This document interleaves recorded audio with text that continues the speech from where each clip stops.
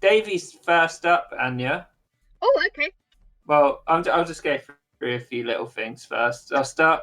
So last time you defeated the dreaded Yorgosmu, and you saved the souls of the many halflings who were trapped in Milkvale. They still died, but they were transported to the Greenfields, which is the sort of celestial home of the halfling pantheon. You met Faye and decided that her soul should go free into the world and she'll be reborn again. You'll have your own little individual aims. Today, we're pretty much just going to do whatever you want. I've made this list of events of like interesting things that are going to happen. Well, that you all wanted to happen in the epilogue. I've ordered them with numbers for like the chronological order, and by person as well, like the main person in the scene. So I think the first thing we should do is, if everyone would like to go to Waterdeep 4092 in the journal. Yep. And go to In Memoriam, we can see all the characters who died. Holy shit. Who helped you somewhere along the way. Have Abigail Thompson, probably didn't even know who the hell she was, but she died in the Ingvar's raid on the Gold Petal. Oh, yeah. We have Angus Brightstar, who I think he died at the cheese soiree. Yeah. Daddy-O, of course, killed by Ingvar. Who was assassinated along the We've got Corey. We all remember how Corey died. She got smashed into a paste by Yorgosmu. Eustace von Nedermark, who was killed by the Doom Bat when his head was bitten off. In the Murky Miasma, if you remember that. Glitzy Elderberry, who was killed by Anglewen in the night, had a throat slit. Yeah. Gloin Ambragson, Ingvar's cousin, who got beaten to death by a bunch of Sungden's thugs after a pub crawl. Gobby, whose throat was slit by Ingvar. Harleen Abernathy, who was the ex-proprietor of the Fragrant Bouquet, who got killed by one of the Dusk Bride. I think she got shot under a table, from what I can remember. Jane Butcher, who was watching out over the harbour arm and didn't get told to come back and got killed by the tidal wave after the harbour arm collapsed. Oh, yeah. Kaylana, of course, who was assassinated by the thugs. Makane Moldo, who was killed by Yorgosmu. Manfred, who was killed at the Gold Petal Inn, sadly. Probably one. Even though he'd never said a word in the whole campaign. Marina, another Ingvar victim. Terry, who was also killed by Yorgosmu. Tarlin Oathkeeper, the pervert, who was ripped apart by a bunch of were-rats. So, never mind that. Turpin Wonderfoot, who was also killed by Yorgosmu. Farron Goldpetal, killed by the vampires. Winston Huffinger, again, turned by the vampires. And Yagra Stonefist, who... So, what we can greatly say is Tom was the greatest antagonist in this campaign, I think, based on all those people. Pretty much. Take a bow. It's blowing my mind that Winston Huffinger has hair and a mustache. Did you never see the picture? With the size of his token, I always thought he was bald and had no mustache at all. It's blowing my mind. I never thought that. This is so weird. I do kind of like the image of it as well. It's like a thumb head. Yeah, exactly. That's what I always thought he was. I had some solidarity with him being a fellow thumbhead. No longer. He does kind of look like your dad, actually.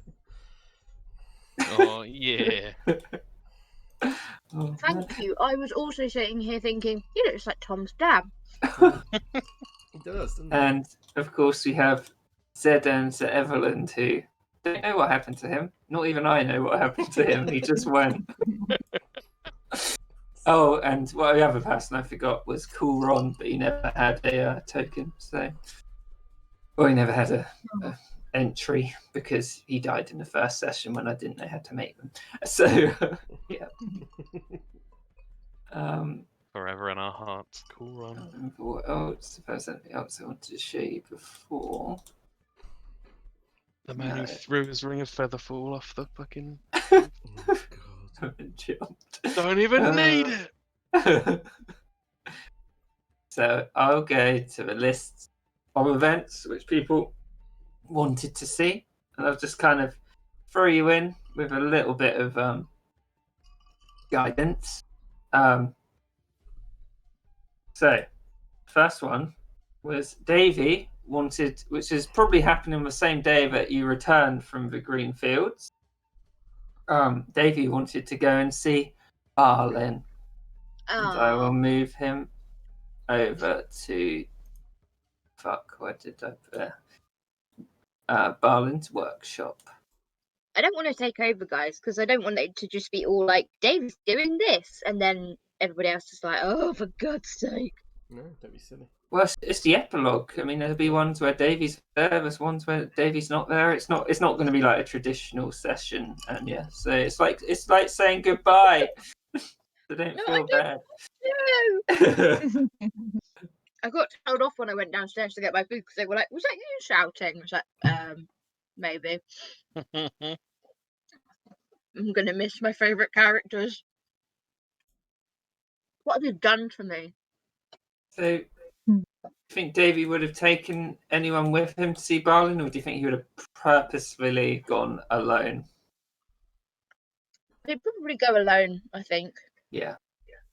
I've got no music by the way, Kieran. Get your love.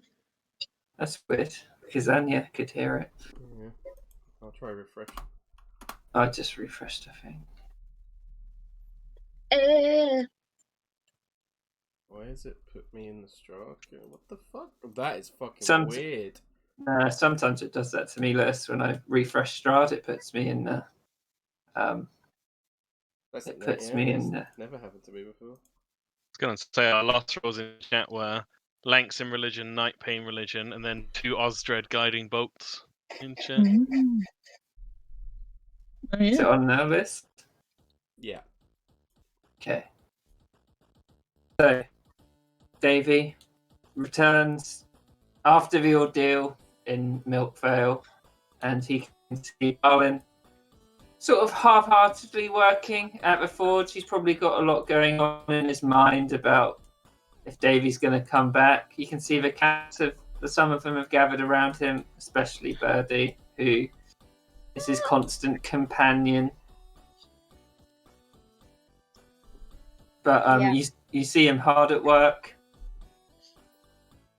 Davy probably walks up. He's maybe staggering a little bit. Probably got some ash on him.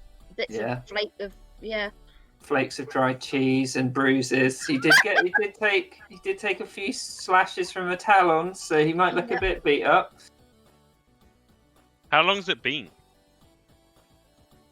Do you think Davy would have come straight here after he came back through the portal? I don't know, because it depends on what everyone else is doing. Like, would everybody else be?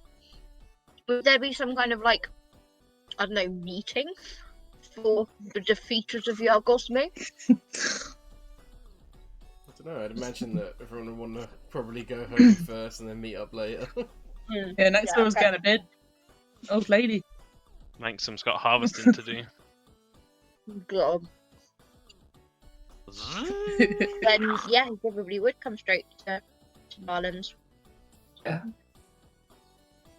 So keep that in mind, Barlin. Davy's like rocking up.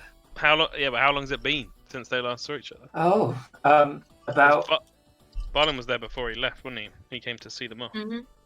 About 2 days. 2 days? Yeah. Oh man, Barlin be stressing.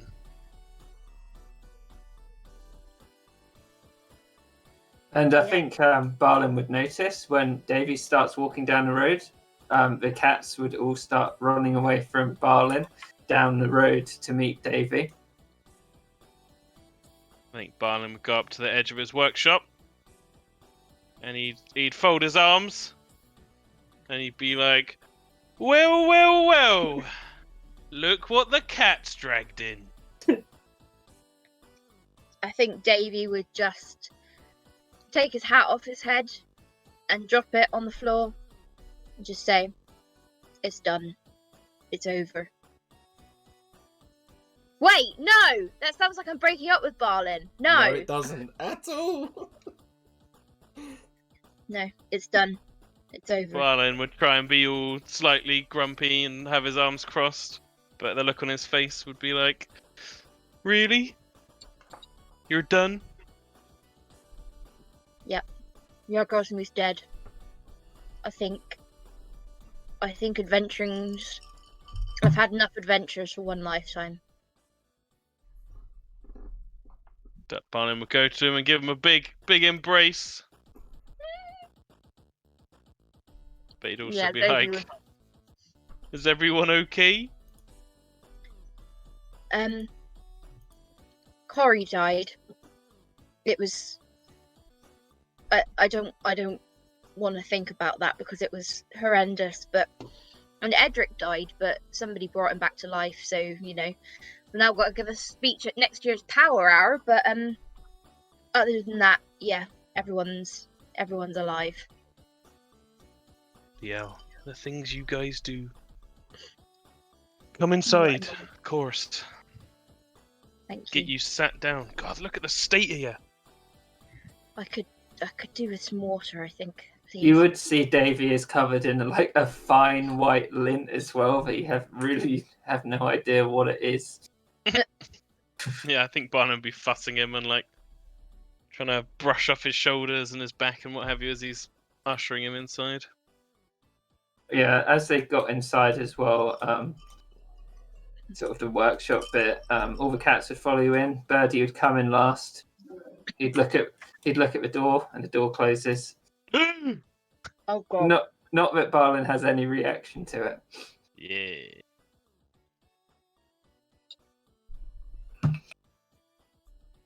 Yeah. Is Davy ever going to find out what's going on with Barlin and the Cat Lord? Well, I feel like maybe Davy should explain what he went through in the trial to Barlin, and Barlin might have some sort of reaction. So, yep, he'd start by saying, because it was when we went, we did the thing with the portal, didn't we? And that was how we ended up in the trials. So when you went through the portal, you were expecting to go straight to Milkvale, but you were sort of went on this wayward bit that you don't really understand what it was, but you know that it was somehow related to the gods. Okay. Yeah, he'd explain what the others went through and just say, everybody else just seemed to be really self-sacrificing. Like Naxora had to, die to protect us all, and that was her trial. But mine was just giving hats onto some cats.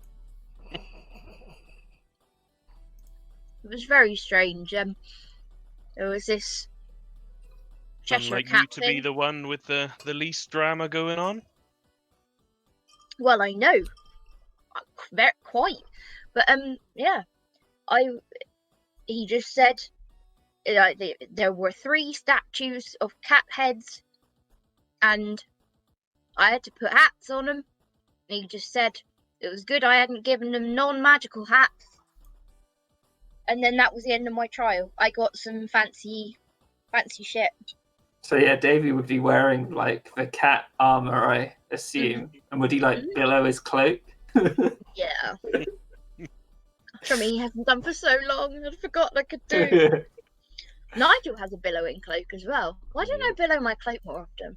That's a good question. Yeah, you'll have to walk me through what Barlin's response would be, Kieran, because I don't know exactly what's going on with the Cat Lord for him. Barlin knows about the Cat Lord, and he knows that his cats act in strange ways. He's sort of like he doesn't do things directly by the cat lord, but he feels guided by him. Yeah. So having like an interaction with something so direct as what Davy experienced might be like, oh shit. Mhm. He knows that Birdie seems to be some sort of. He knows he's a cat, but he's a cat who can do odd things sometimes. He knows he's a cat. Yeah, and I guess Barlin would. I guess as Davy was telling the story of his trial, Barlin would. Whereas the other trials, he'd be like, ooh, surprised. Mhm. With Davy's trial, he'd be like more leaning forward and nodding along with it, kind of thing. Mhm. And then I think Barlin would, at that point, would probably feel it's the right time to share his own connection with Davy. Oh, Davy, another important thing I just forgot. You would have seen all of Barlin's cats in that room. Remember? Oh yeah, they were Yeah. all there. Yeah, I'm not entirely sure how. Don't know if you noticed them disappear at some point, but yeah, Birdie was there, Ongrim was there, all of them. Not Ongrin, surely. I mean, of all the cats you're going to pick, Ongrim. Yeah, they were all there. And as you say that, Ongrain lets out like a meow. He's my favourite. Yeah, you and all. Right. Well, I'm proud of you all then. And he sort of looks around at each little cat in turn and gives Birdie a knowing nod. Little bro nod. Yeah. You'd see Birdie slightly gestures his head, but almost to a point where you don't really know if he is. And then, yeah, I think he'd share with Davy. I think he'd tell him. I feel like they're at a point now. They're feeling quite close. They had some times together where Barlin wouldn't just say, "Oh, I've got some connection." He'd be like, "This is my story. This is how I've developed a connection," and Yeah.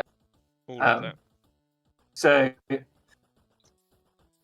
Barlin always would keep it in the background, but he always feels guided by the cat lords, and it's like an odd thing in his family which he never really tells anyone else about who's not within the family. So it's quite a big deal that he would tell Davy all of this information. Oh, okay. Yeah, I think David would notice Barlin. He's not solemn, but he's quite serious as he tells him that stuff then, which is unusual for Barlin. And another thing he'd share of Davy is that the cats themselves, he never goes to find them. They just kind of appear at his house. And for a while, he thought they were just turning up like stray cats in Waterdeep. But then he just kind of noticed that some of the cats he'd ask around and no one else would have ever seen them before. And he's like, well, where are they coming from? So cool. So it's a family thing. Yeah. Barlin's family. Ooh. That's awesome. Tom's jealous. Tom wants to be guided. I fuck it. You best believe I'm jealous. Although if they turned up at the flat, I'd be fucked. That is true. They turn away again though. Yeah, they would. They'd be like, "No, we're going to the next person."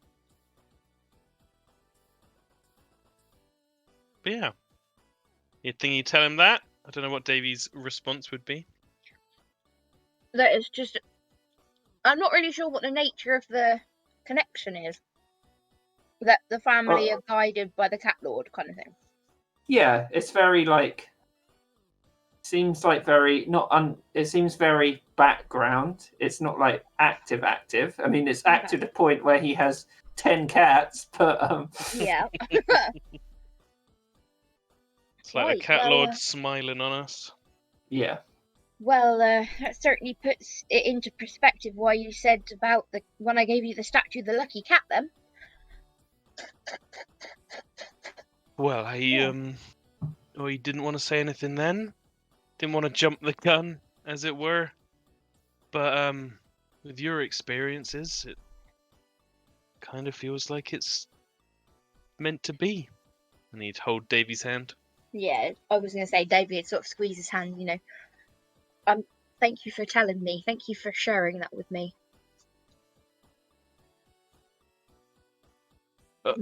Yeah. Of course. I hope to share a lot with you moving forward, Mr. Millstone.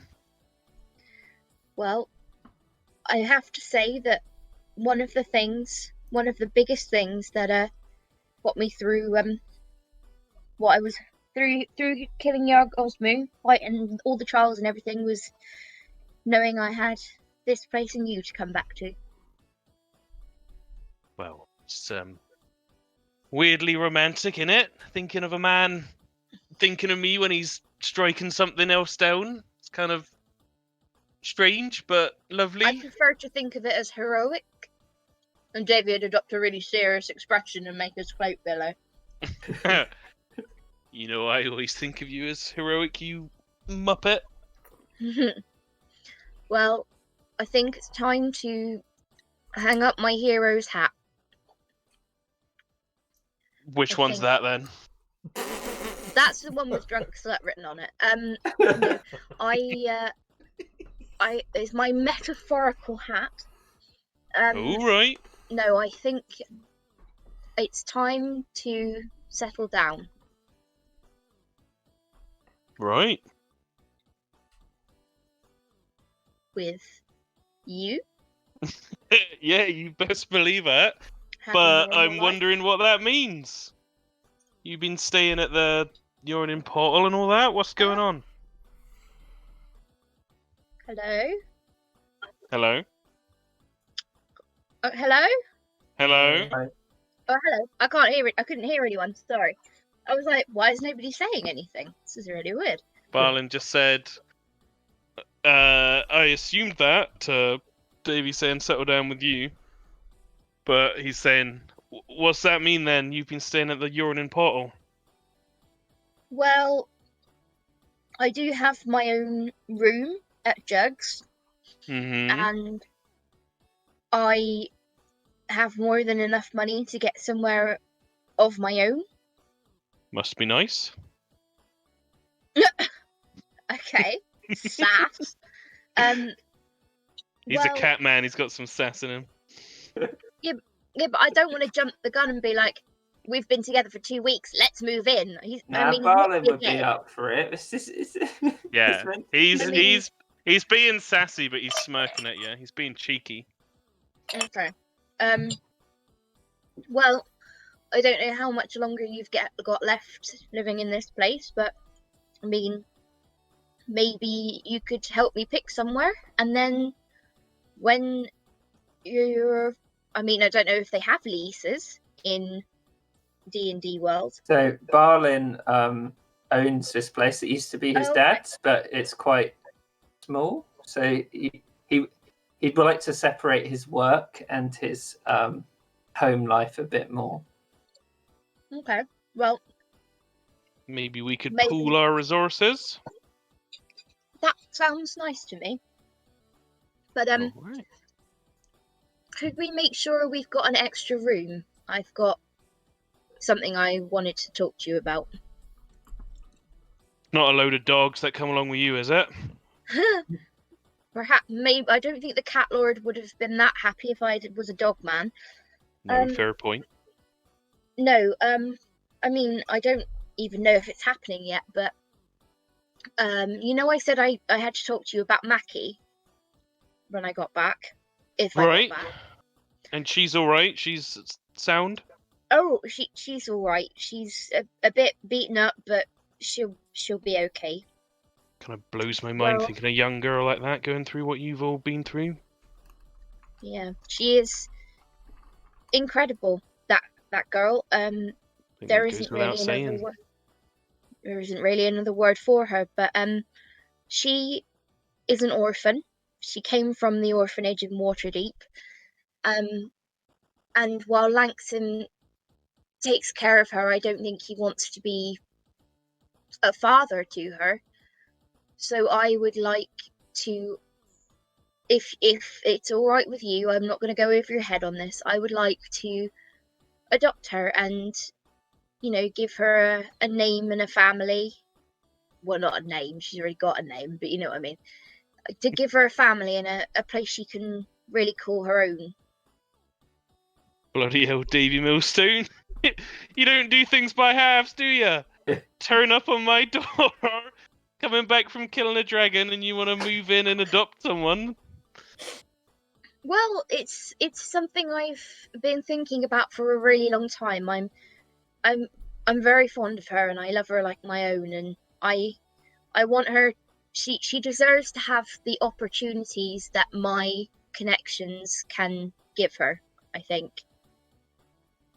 I mean, you'll have to help me, Kieran. How I think Barlin would be down. Yeah, but I think Barlin would be down. Yeah, Barlin's great. He's down for everything. He's He's like chill you. because he's a cat lord. Yeah. I didn't He's see. basically Tom, though, to be fair, because you say Yeah. anything to Tom, and he's just like, okay. Too accurate. I Do you want to play I didn't Siege say- at 3 in the morning? All right then. Yeah, let's do it. I didn't say doing things not by us was a bad thing. It's part of what I rather love about you, Mr. Millstone. Oh, well, that's very kind of you to say, and you'd like give him like a little squeeze on his hands and like boof his shoulder against his, like joking. But that's a big deal. Have you spoken to her about it? How does she feel? Well, I haven't talked to her about it yet, but All right then. wait. I wanted to make sure it was. I mean, I can't just be like, move in with me. Oh, by the way, I've adopted this Alright. child. I'm step number 1. All right, I respect that. Exactly. Thank you very Well, much. Technically, you're step number 2 because I already asked Lanxim and he said he'd think about it. But you know, All right, still it was not an- bad. it was an order of priorities. But yeah, I wanted to make sure it was all right with you before just suddenly turning up on your doorstep with an adopted 15-year-old girl. Right, madman. You have my blessing. Thank you. I appreciate that, and I know it's a big deal, and I'm sorry to spring it on you, but it's something I feel quite strongly about. I can tell. And Davey, I'll let you know that there is probably a scene where it's probably good to ask Mackie.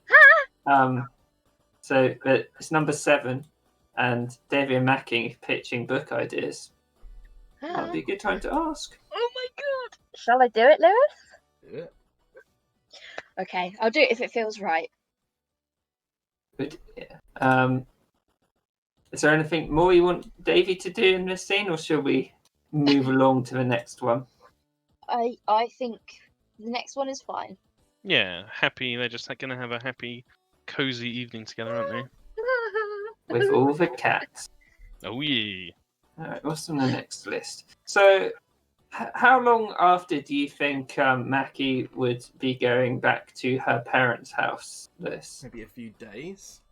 Yeah, and who would she take with her? I think just Or Lanxim. Astrid. And Vicky C. Oh, fuck. Okay, there we go. I got it right. Yay! Hey. Yeah, because she asked Vicky because he's the master detective. And then Lanxim, of course, because she needs someone with actually a brain. Magical skill. Yeah. Yeah, so I think Mackie would walk up to the place with both of them and be like, this is the place. He looks at the house. He's like, "Wow, your parents are big shots, Mackie. A bungalow, pretty good." Thank you, Mr. Vicky. I have the key to the front door, so we don't need to break in or anything like that. I was going to make a joke, but none of you were there when it happened. Just Sort of looks Those at are the him, best kinds of jokes, Mr. Cordell. Well, That won't make any sense to the listeners. that's how the Davian Knights got started. One of the first missions we went on, I broke into a warehouse. I mean, I'd like Is to that say the end of the joke? Well, it wasn't really a joke. It was. Never mind. Stay here, Claw. Let me know if anyone tries to get in. Yeah, Mackie will approach the door and unlock it with a key. So yeah, one thing likes him. Obviously, Mhm. Glitclaw's the same size. He hasn't changed back. Sweet. Yeah. Big So, boy. open it again, Mackie, and you're greeted by the same scent as you were before. The sort of no, you can smell people haven't been here for a long time. That house hasn't aired out since you've been in. Yeah. She would be direct and show them straight to the fireplace. there's a secret entrance through the fireplace. You have to And she'll reach up and pull down on the antlers of the moose. Yeah, and as you pull down on the antlers of the moose, the stone moves back and the staircase starts forming, going downwards. Vicky looks in. He's like, "Wow, we should get one of those for Naxora's house." I mean, Cordell's cases. would be quite secretive. Not sure how Naxora would feel. Not sure she's huge on secrets. True. Good point, thanks in. It might be a good place to hide anything that she's had thieves at that and bandits at that inn before. I know we took care of Mr. Sunderston, but you never know. Well, she got those fancy new windows where the projectiles reflect off. I tried punching it, and my fist came back and hit me in the chest. I left a bruise on myself. It was quite impressive. That is quite impressive, Mr. Cordell. But, Yes, that's the word I'm thinking of for that scenario. well, Impressive. unstoppable force meets immovable object. Well, let's head down, shall we? And the smell of the decay would hit you once again. Vicky's like, "Ah!" Oh, fuck. Oh, where should I be? "Here, please." Boop. Wow, Mackie, you weren't kidding. Mm-hmm. I know it smells. I know it smells bad, but I need both your help. There's a number of chests around the room that I have magical seals on them. So What about all these dead guys? I don't know. Some of them seem to be. I can't remember much about what Mackie knew at the time.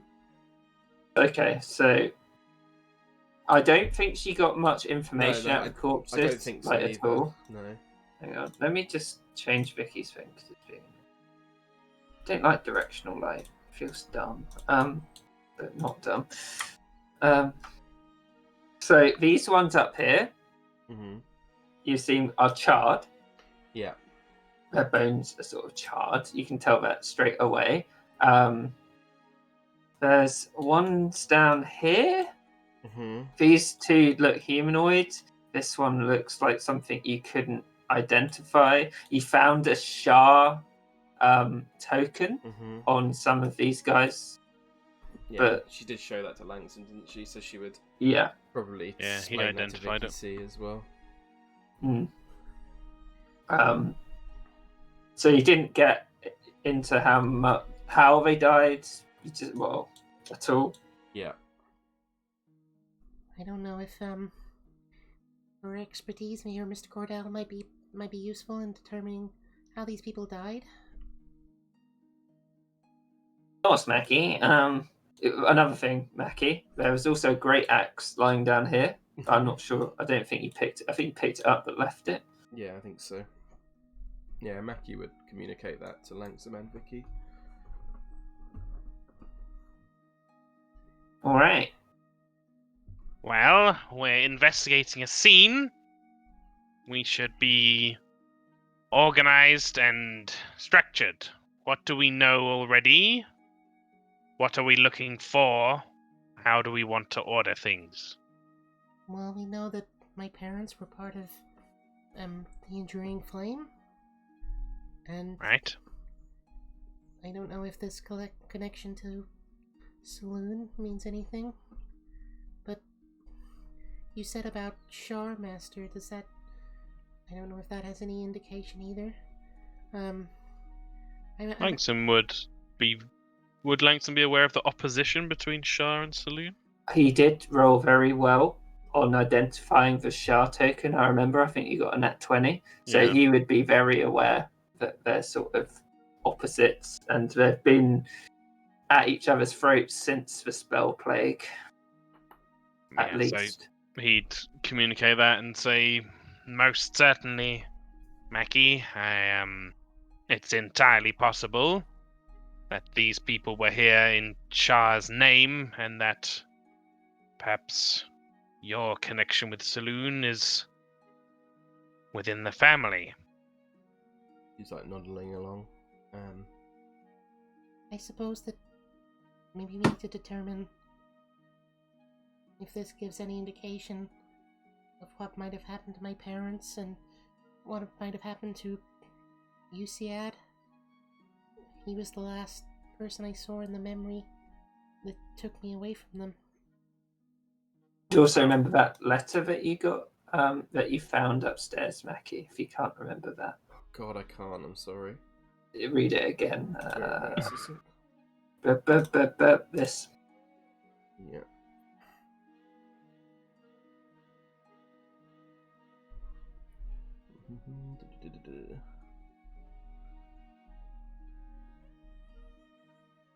And she would show that to Langsam then as well.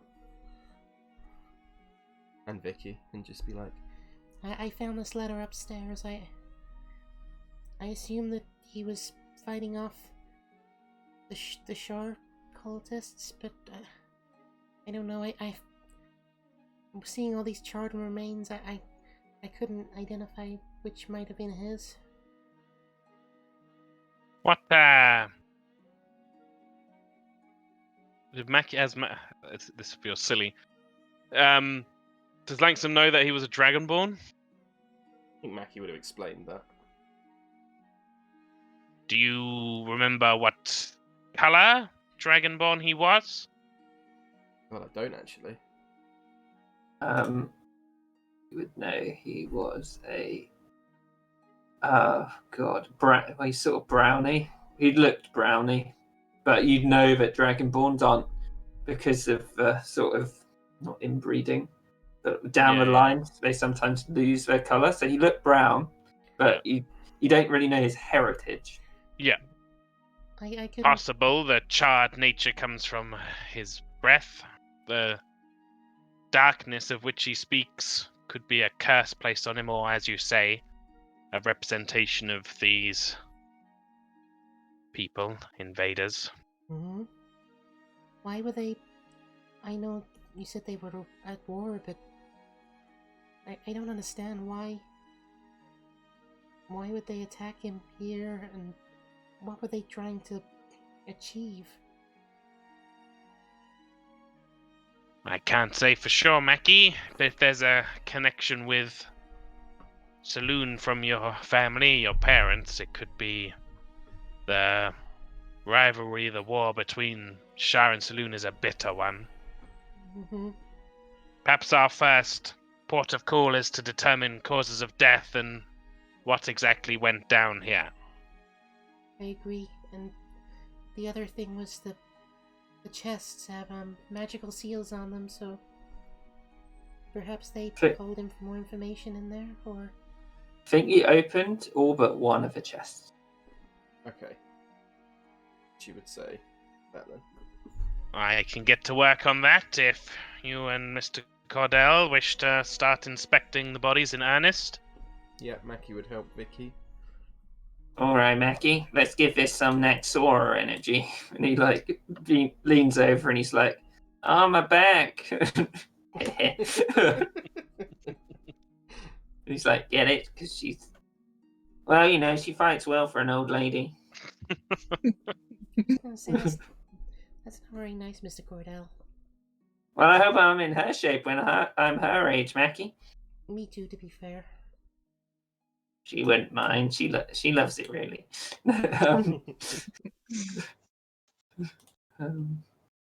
So he'll do his medicine check with advantage.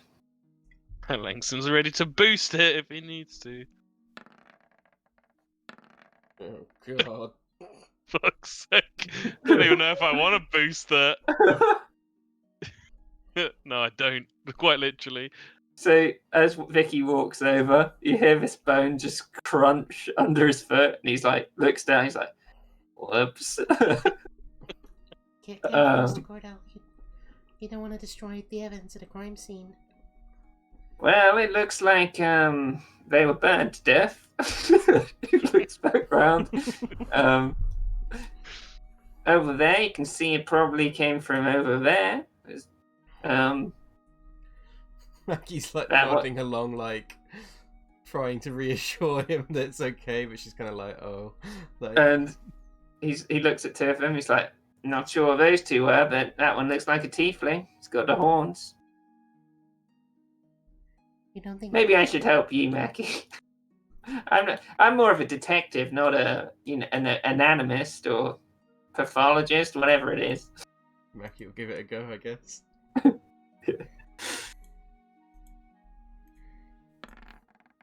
Natural 20. So Nice. with these ones, you can see all their clothing been completely burnt off. All of them have their little necklaces around their neck. Yeah. It looks like the point where the fire might have come from by the blackening of the wall around here is like somewhere over here. You would recognize the sort of pelvic bones of the other three. They were all humans. Are the necklaces of the enduring flame or of Shah? Of Shah. Okay. And do these... Sorry, which ones? These ones? Yeah. Or these ones? These ones up here. Do these They're ones the have ones with the necklaces Shah on? ones. I'm just getting to them. Okay. So, these bodies down here. So this one, the unburnt ones. These three. Their bones look like they've got multiple wounds. Bones look like they've been crushed, probably struck by a bludgeoning weapon. You see the axe on the floor. Some of them actually have some flesh still on their bones. Ooh. And when you're looking at the flesh on one of the one's forearms, like this one down here, Yeah. you can see what looks like a tattoo, but as you like brush your fingers over it, it feels magical. Interesting. Whoa. Master, I think I found something, Mr. Cordell. Yeah, we found something. Right. Comes over. Toddle. Yeah, he wants to inspect the tattoo. Can you do an Arcana check, please? Sure. 26. You look at this, you see there's like spiraling runic patterns. You recognize it as a thing called an assassin's brand. It is a blade which you can keep in your skin, and I'll show you. Holy shit, that's so fucking cool. I'll put it in roll 20. So, and as a bonus action, you may speak the blade's command word, and it comes out of your arm. Oh. You would know, Langsam. This is sort of this would have been made for a professional. Idiots probably wouldn't have these. Sign of a professional assassin, I'm afraid to say. I think that whoever was fighting them, I think they might have killed them with an axe. Then she looks at the axe on the floor and says, perhaps that was Usiad? The fire So- and... You'd look over at this body, Mackie, and you'd notice after thinking it's UCAD that it does look a lot like a dragonborn's corpse. The remaining skin's just grey, and like Sim, you'd notice this dragonborn was a lot bigger than someone like Naxora as well. Wrong form. Could fit 4 of me on each other's shoulders in there. Nope, that's way too big. 3 of me on each other's shoulders. He must have been quite a powerful man if he was capable of taking 7 of them down, and with that assassin's brand, Master, that's no ordinary thug. Indeed. She kind of kneels down over him and just pulls out the companionship of Saloon, and then like ignites the blade just over him and just like shuts her eyes and says, Thank you for whatever you did, and thank you for keeping me safe. and then she switches it off. Vicky gets down as well and he puts his gauntlet on him. He's like, I don't know what you did, bud, but you protected Mackie. Helm would be proud. He looks around at Langston and Mackie for approval. Mackie nods.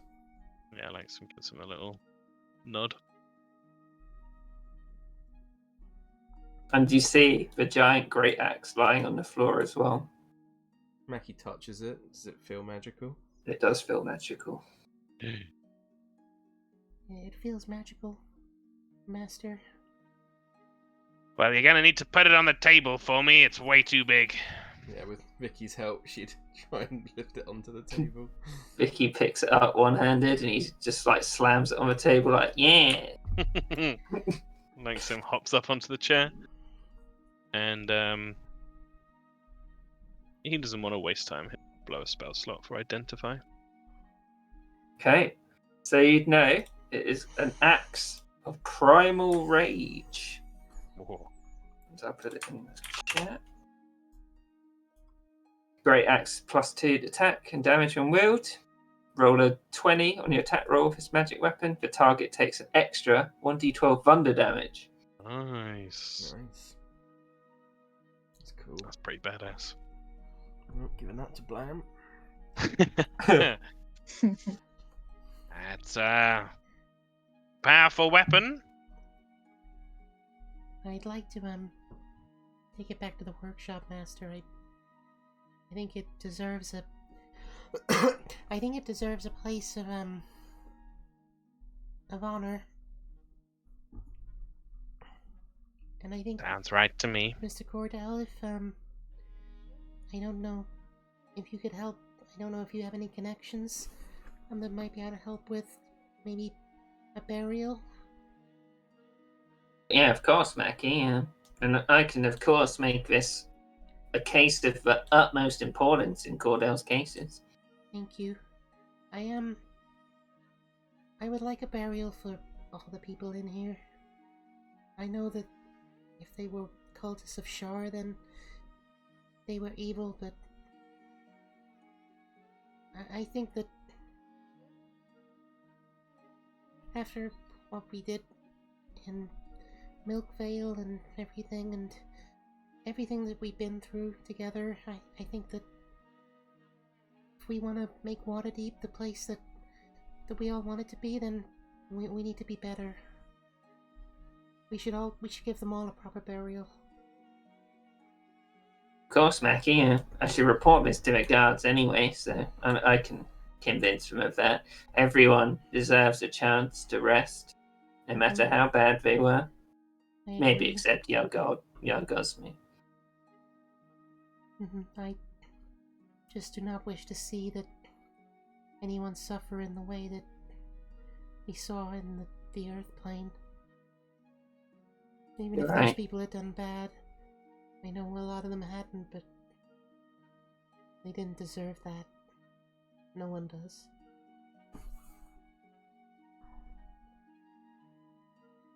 Vicky, shall I call the guard in a bit, Mackie, after we're done here? Maybe you could give the place a once over as well. See if I missed anything. She kind of looks to Of his course. hat. You've still got the, he looks at he sees all the other boxes open. He's like, the case of the mystery box. I'm on it. Langston wants to do an investigation. Check Mackie's on the box. 100% helping. Okay.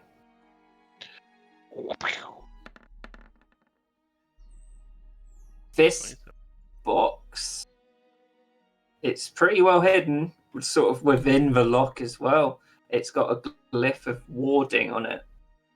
Explosive runes, to be particular.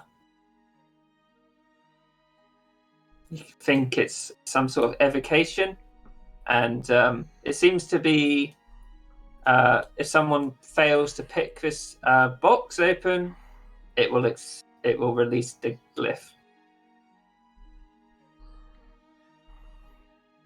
Well,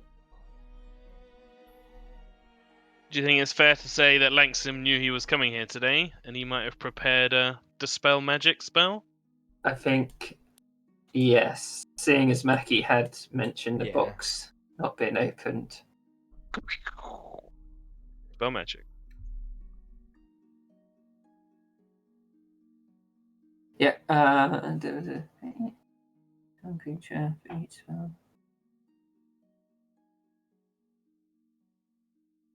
Yep, so that would dispel it. And you'd see the runes fade. None of that, thank you. The other part is more your skill set, gal.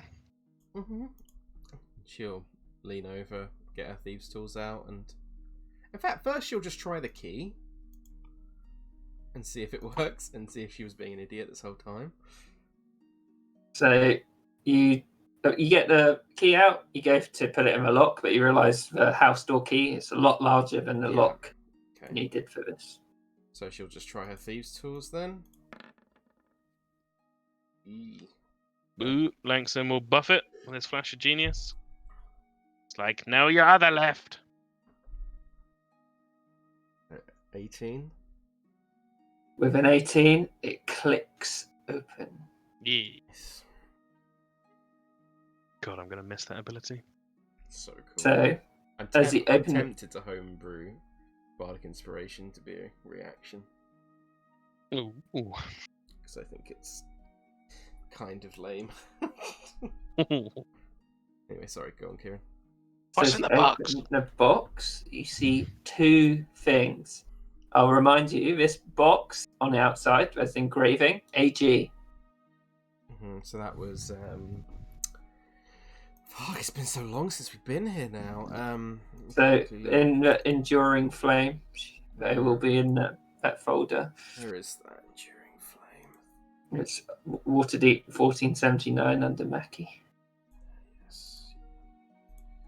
Enduring Flame. Aria Gower. Cleric of Saloon! And you see in the box one thing you recognise. It is a token of Shah. A token And of you Shah in also- the box. Yeah, and you also find a statuette of a woman holding two blades, which I will show you. God damn it. Mackie will show it to Langston and see if he recognises it, because Lewis doesn't. Tom recognises it. Lewis doesn't, and Mackie does. Certainly wouldn't. Would Langston after his nat 20 beforehand? Yes. Should I roll again? No, he would if you got that nat 20 before. So that's Shah, right? Yeah. Well, this doesn't look good, Mackie. That's a statue of Shah, mistress herself. Are you saying what I think you're saying?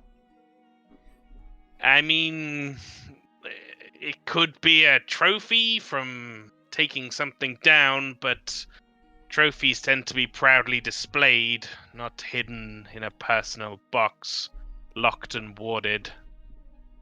Mackie didn't see this person in her memory, did she? She did. She saw her go down Saw her went down. with her parents. Fuck. But she is also the one they mentioned. She was the one who took them down and told them, we can save Mackie if we go down. Oh, man. She's the woman who went down with my parents. She's the one who said they could save me if they went down into the Undermountain. I hope you're right, Master, but I don't know, Mackie. I'm not one to jump to conclusions, but from I'm assuming everything's been shared as we've gone along, like the note, UCAD's note and what have you. Yeah. She showed that to Yeah, Lex. It seems possible to me that in a bid to get them down to the Undermountain, this woman put some kind of curse or harm upon you and convinced the people that they needed to travel down there, your parents, to break it. they managed to break it, though. True. Could have been that once she was far enough away, it would break anyway. She nods. But this is all speculation. Did Mackie learn her name in the memory? Yes. I know Durnan would have said it. Durnant, yeah. Mr. Cordell, if you could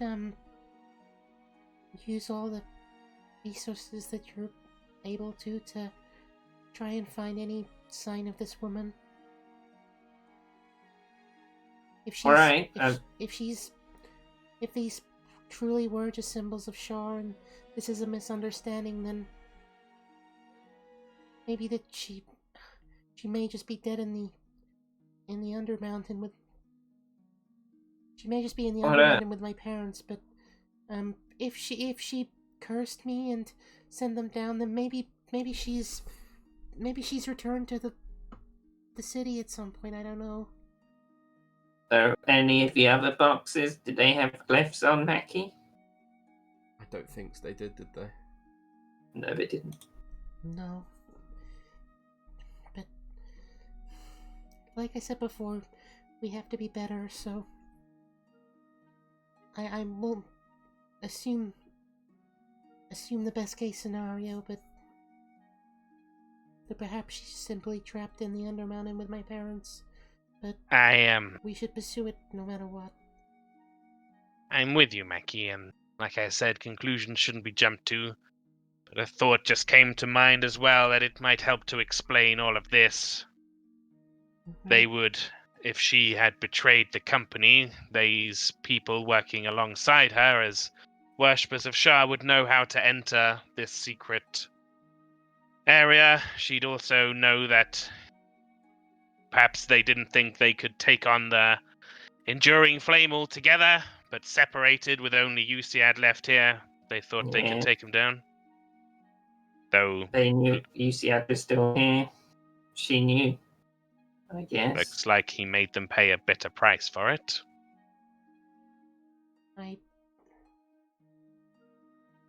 Mackie looks sad, like very sad and scared. Yeah. And she just kind of like goes onto her knees, like sort of thing, and just starts crying a little bit and placing her hands on her front of her head. I think the last few days have been a bit much for her. Yeah, Langston puts his little arm on her shoulder, round her shoulder.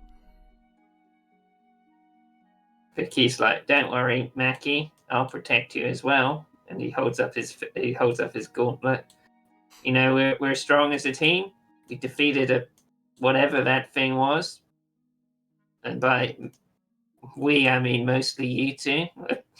I didn't seem to hit it. She can't help but giggle. She says, Thank you, Mr. Cordell. if this woman really did betray my parents, then I shudder to think what might have happened to them down there. But I need to be stronger. I need to be better if I'm to go after them. Mr. Durnan, he said himself. Well, after what we've done, maybe Durnan will let us go down. I can help you look on the...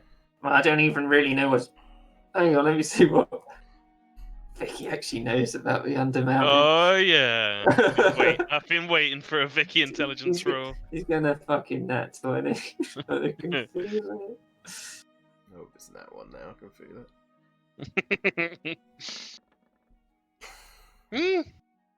it. I know that a lot. They used to the old dwarfs used to mine it out, and it's pretty deep. There's a lot of levels. Is it dark down there, Mr. Cordell?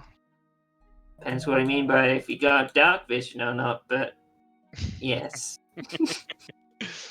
Langston says to Mackie. Sorry, go on. Either way, I have to go down there. I have to learn what happened to my parents. Maybe that Dahlia gal could help Mackie. She seemed to want to go down too. We'll need a lot of people, I think, Mr. Cordell. Even more than the Davian Knights. Good thing our business idea setting up, Langston? He does a wink. Langston does not wink back. Langston don't wink unless he's drunk. But he'd say, "Come on now, gal. I don't think your parents would want to see you on the floor. Let's have a sit down."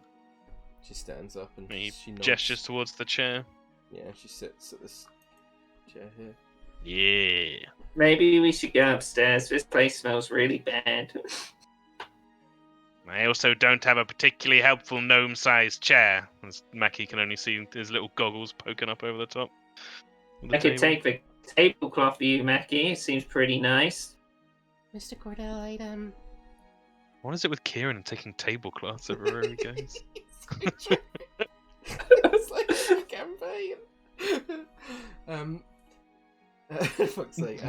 Mackie would say, Mr. Cordell, if you could help us clear this place out, then I would like to put my parents' house back the way it was and put it to use, and I would like to turn this place into something that back to what it was originally designed for.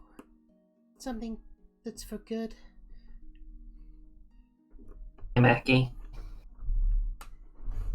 You could use it as a startup for our joint operation.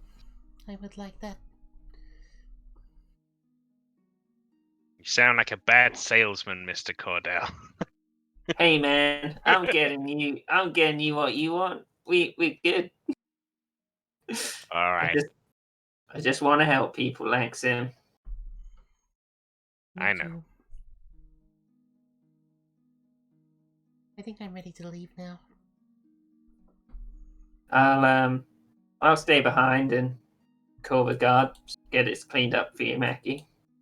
Thank you, Vicky. Yeah, Langston wants to supervise as well. Make sure the guard don't get handsy with any of the goods here. yeah, Mackie will make her way out.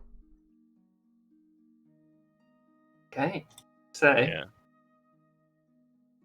I think the next thing I had planned was Man, that was a cool reveal. That was really cool. Oh. a quick thing, which Naxbro is probably in charge of, but I think everyone's there. But it's the reopening of the Trolls Garden, which would be probably just a small affair, right, Hannah? Nothing like last time. You mean the reopening? Yeah. The reopening, yeah.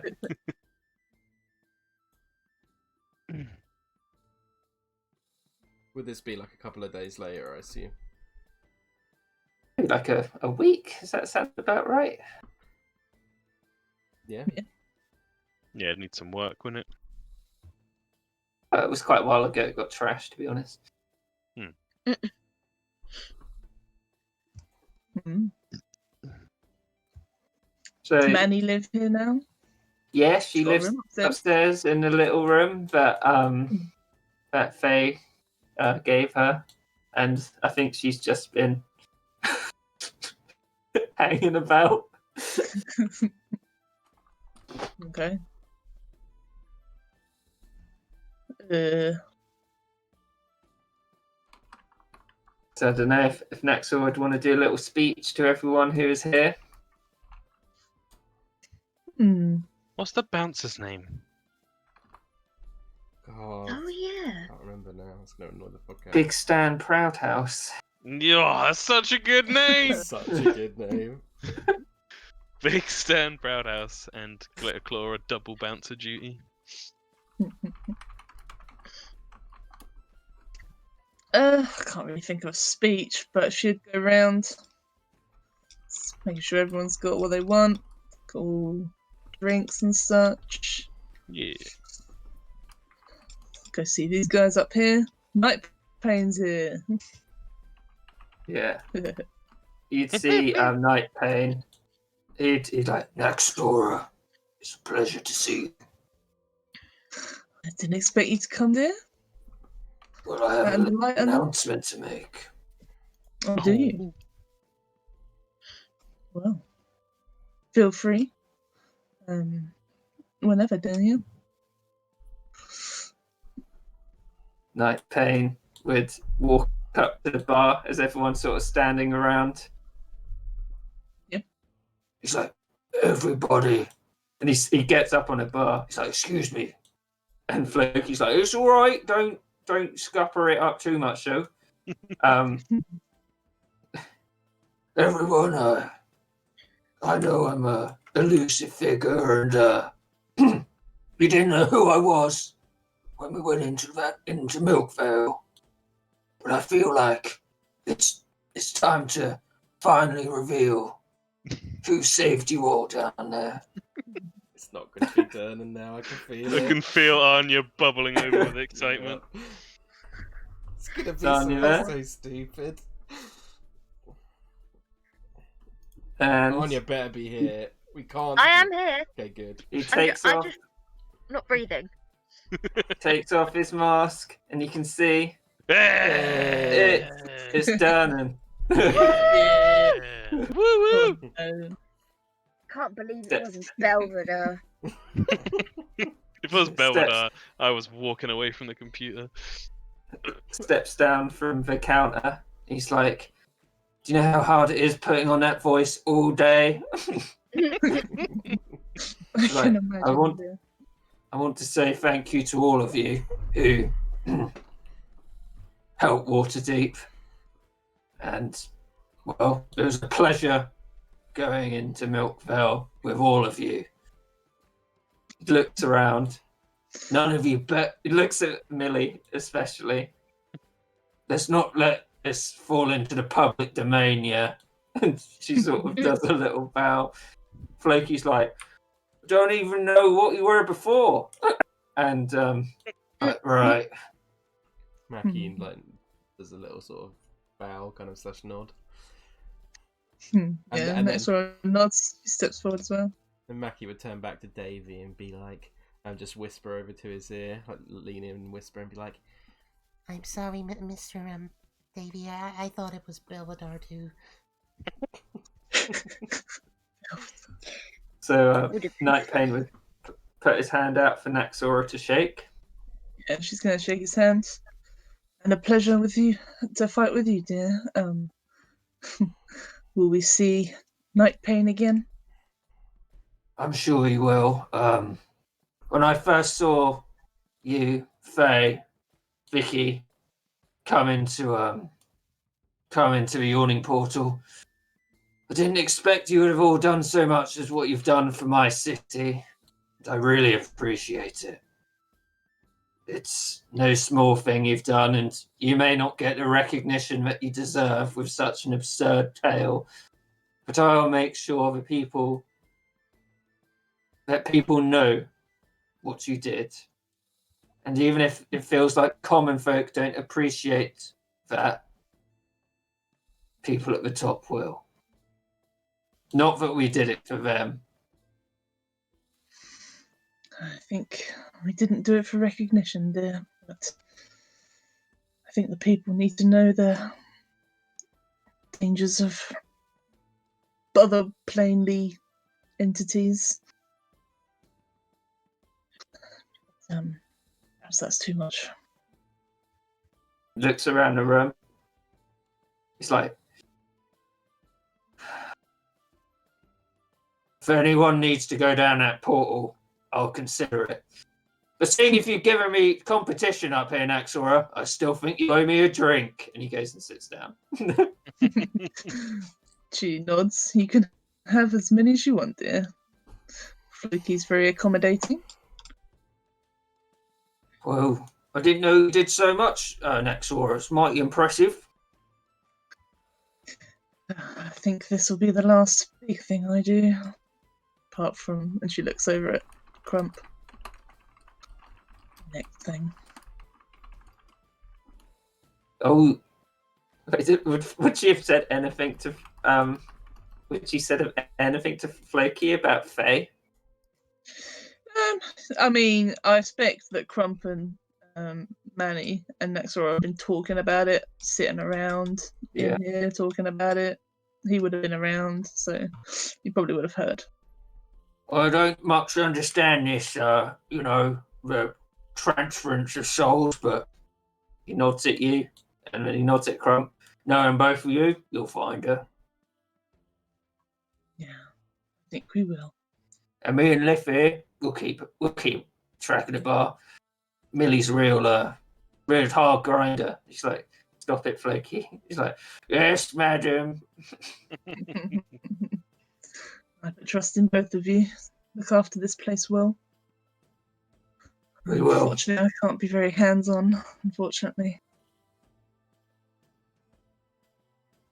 You see Night Pain leans over to Millie, and he's like, you're a lot more competent than Bonnie, I'll give you that.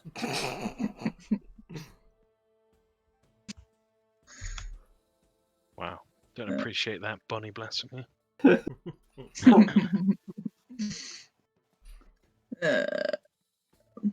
What else? Just imagining this guy sitting on glitter core. I will say, don't worry about They're best of friends. talking. Don't worry about talking to everyone, because at the end there's going to be a final scene with everybody in it. So it's the sort of stuff Naxora would want to do, sort of about the golden petal. Yeah. So the only other thing will be that she'll say, I hope I reopened this place as a tavern in Faye's honour.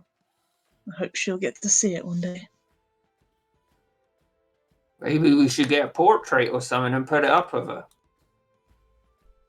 It's a good idea, Floki. And I think Davey knows some artists. Well, then we'll know what this place is all about. Good friends and the people who can't be here, but we're respecting their memory. Certainly, dear. Perhaps even more decorations and perhaps even a sign at the front. I could put some golden petals up in I can't remember what you call them, in bunting or something like that. That could look nice. That could, yeah. Perhaps even Dremph could make some actual golden petals. It's a good idea, mistress. I'll do that. And Night Paint. Oh, Turning's like, oh, competition.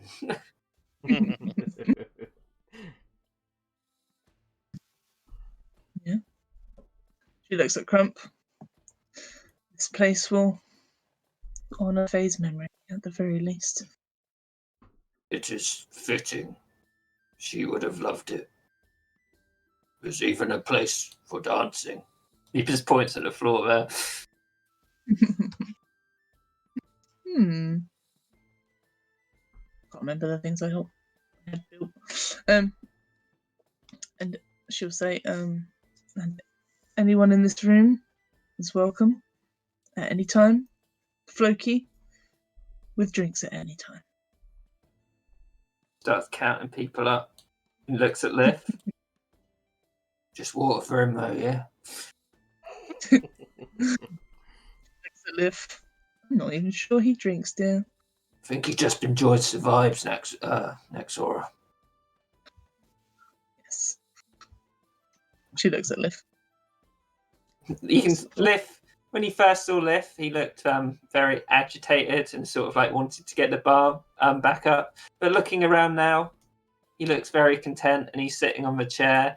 He's sort of looking around at each person and sort of giving a slight laugh. He looks like he's finally at peace. Aw, cute. Good gift. Yeah, I haven't really got much. Okay, much else. don't all have to be long scenes, but the next one, which I picked out, is Maybe Ooh. maybe a future note for you, Kieran. yeah. Thank you. Now that Right Lanksim knows that Durnan is Night Pain, and he's seen Night Pain's fucking lightning launchers in action, Yeah. he's gonna want to have a word with him about artificer shit.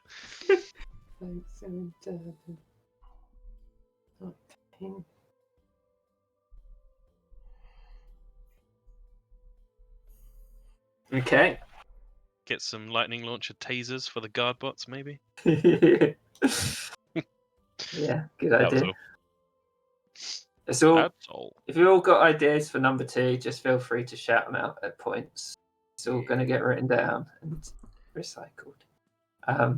So, next one I had marked out was Mackie and Morwin training at the workshop with Naxora looking on, or anyone else who might be training there as well.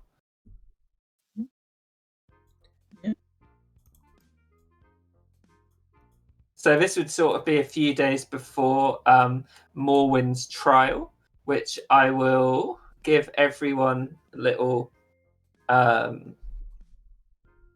description of what it is.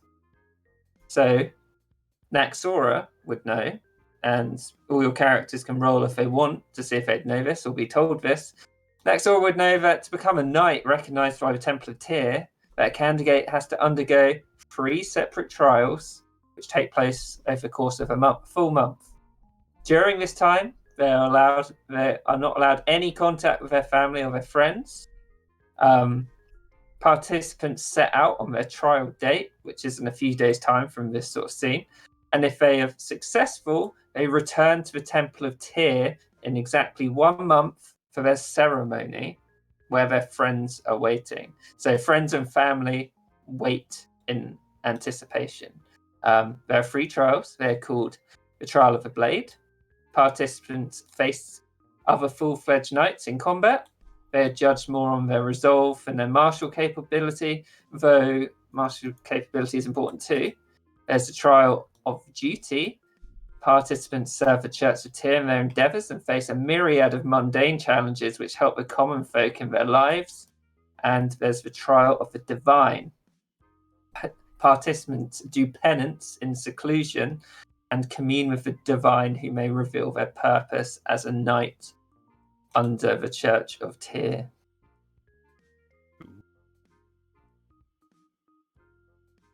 So, Morwen would be sort of quite nervous. She would be dueling with Mackie. So I guess you can ask her what you want.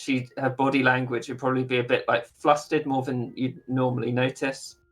I thought something that might be quite fun, but yeah, go ahead. I thought maybe Naxora, considering it's this close to her trial, might be like trying to give her like one sort of final push kind of thing. And I thought maybe we could play out a like kind of combat-y kind of thing between Mackie and Morwen to see who wins. Oh fuck, that won't take long. Okay, we can do that. We'll start off with that. Mackie don't. I think Mackie would just use a regular rapier rather than a lightsaber. Yeah. Let me quickly add that to our inventory.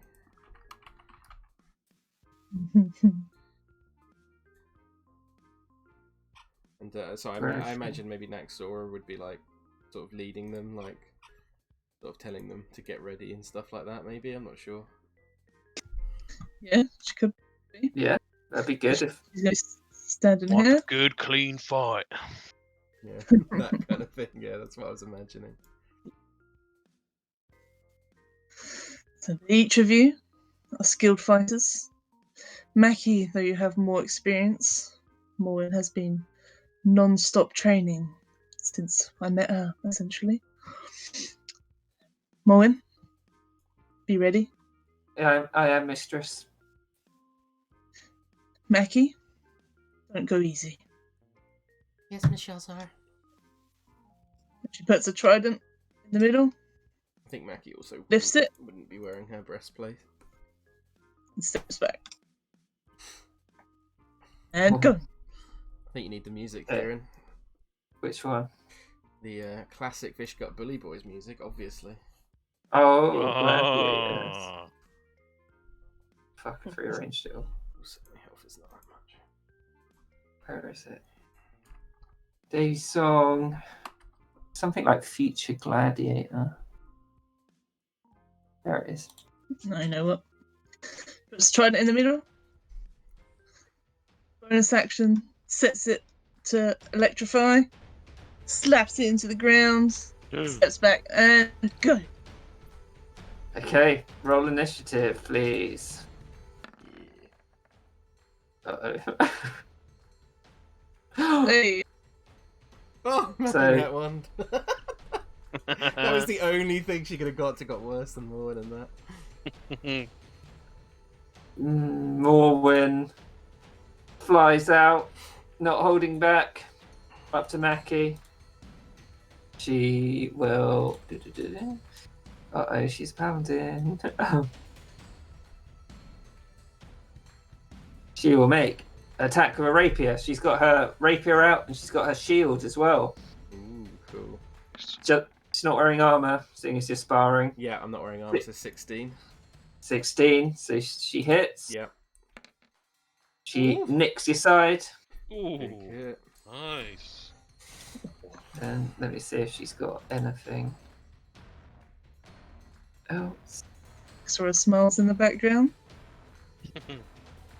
She's not going to divine smite you.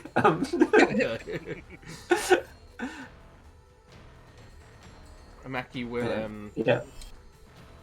Mackie will blow a reaction though, I think, and use one of her superiority die to parry, so she'll reduce the damage by 1d8 plus 3. 10 points restored.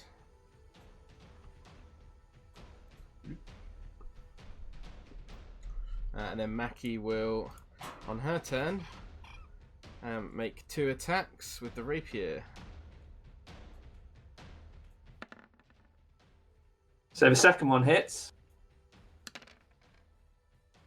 Dealing 14 points of damage to her. She's like, oh, my Tom. It was a lucky hit. Mhm. Sorry. She like deftly around you Mm-hmm. and make another attack for rapier. Oh! Ooh. Yeah. Oh, smite! You have to smite. No, she wouldn't. It's the paladin rules. Mackie will blow a reaction again to parry. She's sneak attacking you. Smite! Do it! Ah, She's too nice. I fully reduce the damage though. I parry it. Uh-oh. Mackie's like parries it, but then I can imagine Morwen's like using her strength to kind of bring down the sword on Mackie, and Mackie like, sort of moves it away and gets out of the way quickly, like. Good hit. And then she'll make 2 more attacks.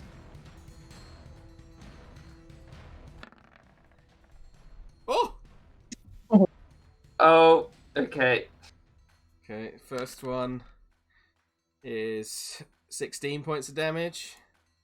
So with this first hit, I imagine Morwen's going down on her. You see her foot exposed. You trip her up. She falls over, and that is that. You humiliated her. Jesus. She kind of leans over to her and with the sword in her hand, and she's like, That was a good effort, Miss Bronze Petal, Morwen. You've got a. she brushes herself off. It's like, you're very fast, Mackie. I don't know how. I suppose you did face a dragon. She just sort of bows to her and she's like, You did very well. I just got a lucky hit in.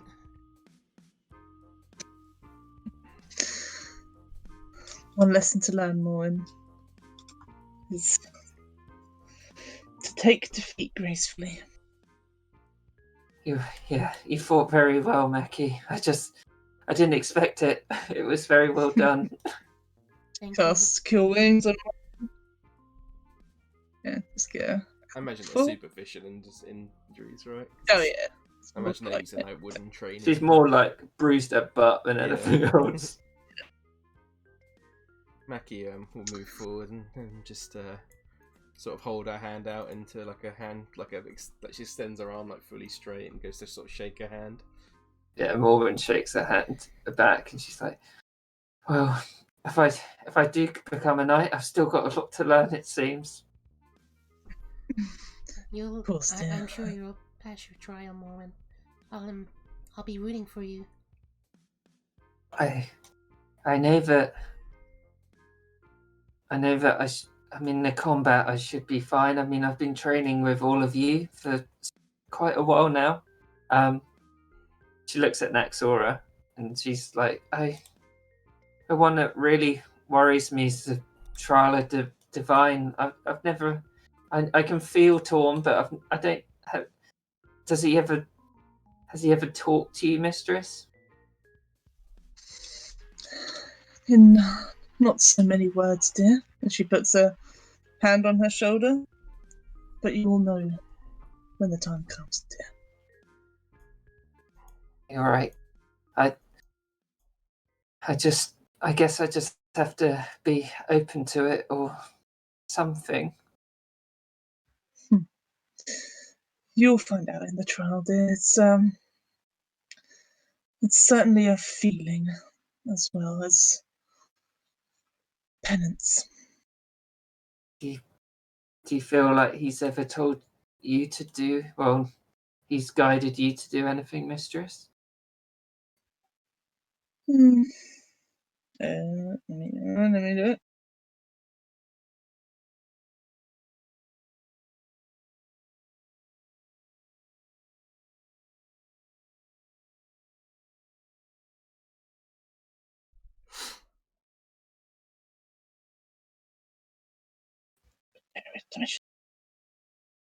Did I lag out? I think Hannah's looking for something. Oh, okay, sorry.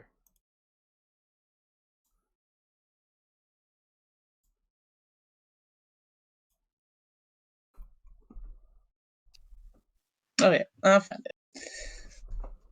Well, in my trials, dear, I did have a vision, but Oh, I was very young and I didn't really understand it at the time. But with everything that's happened, it makes sense. was it linked to what happened the last few weeks?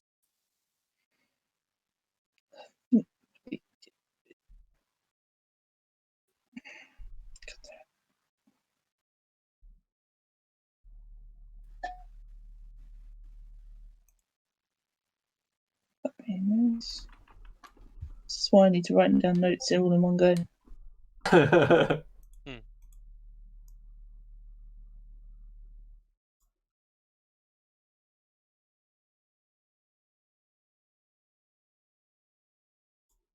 Morwen's gonna come back in number 2. She's gonna beat Mackie's ass. Then they can divine smite each other. Yeah. Oh yeah. Oh fucking hell.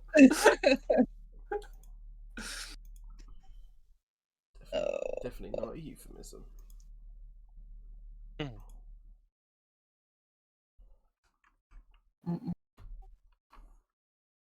can't find. Okay. I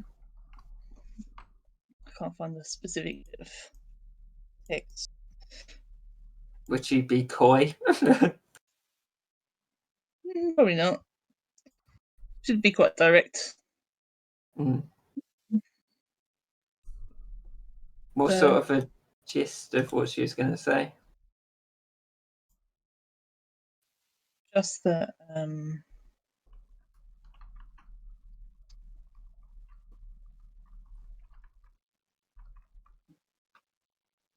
oh, yeah. Yeah. Okay. Yeah. Yeah. So she says, it seems to have done. Seems to be related to all that we've done, dear. Protecting Waterdeep, protecting our friends, and to help the needy and the weak, in a way. Yeah, you did so much over the last few weeks. You took down the gangs. You defeated a vampire, and you saved Faye and took out an extraplanar entity. It's amazing. She looks at both of you. GM just The looks towards result. Morwen and just says, If Miss Shalzar had her vision in her trial, and maybe you'll have yours and yours as well, Warren. You may well do. It may be different. It could be the same. I don't know what Torm or the Triad has in store for you, dear. She looks up at Naxora, and she's like, "If I accomplish half of what you've done in your career, mistress, I'll be happy." She takes her by the shoulders. I expect you will do far greater than myself, dear. Morwen's like, Mackie's I kind of I grinning. hope so. Her little fangs are showing. Hmm. Beefy grin. And you two together may even surpass the known greats already. What was it called? Elodius's arrows. But but Jorek and she like whispers over to you, Naxora. She's like, "I think you're better than Jorek, mistress." Well, that is saying something, dear. I mean, well, I guess Manny got to find. I don't know. Well, yeah. Well, Mackie just holds out her blade and she sort of like says, Well, whatever happens, then we'll do our best, Miss Shalzar, and when Mormon's training complete, then perhaps you could show me if there's any training that I could undergo. Oh dear, we've already begun. she nods and she says, I'm ready. As long as you're sure. I am. I want to And do. she nods. I want to do you proud, Miss Shalzar, and I want to do the people of Waterdeep proud, and I want to make Saloon proud as well. Maybe we could go to one of her temples within the city together, and maybe she spoke of that pub as well. We could go there together. Of course, dear. If that's what you need, I'm there sure. you go. Go on, Naxora. I'm sure that the church would be willing to accept you without my guidance, dear. But if you need me to come, I would like you there. You've I don't think I would have made it without your help. I could say the same, dear. You were important in that last fight and the ones previous. She smiles and sort of bows towards her very reverently. Are you going to come to my ceremony, Mackie? Of course. I'll be there. Bring you can bring everyone else if you want. I don't mind. If you want. They all helped in the training. If you want us to. Well, they all did their part, and I feel stronger since I had my training with all of you so often. Then that's what we shall do then. And with all this, dear, I'm sorry to have neglected your training with self. But you know the importance of our recent missions. But these next few days will be important for your training, dear.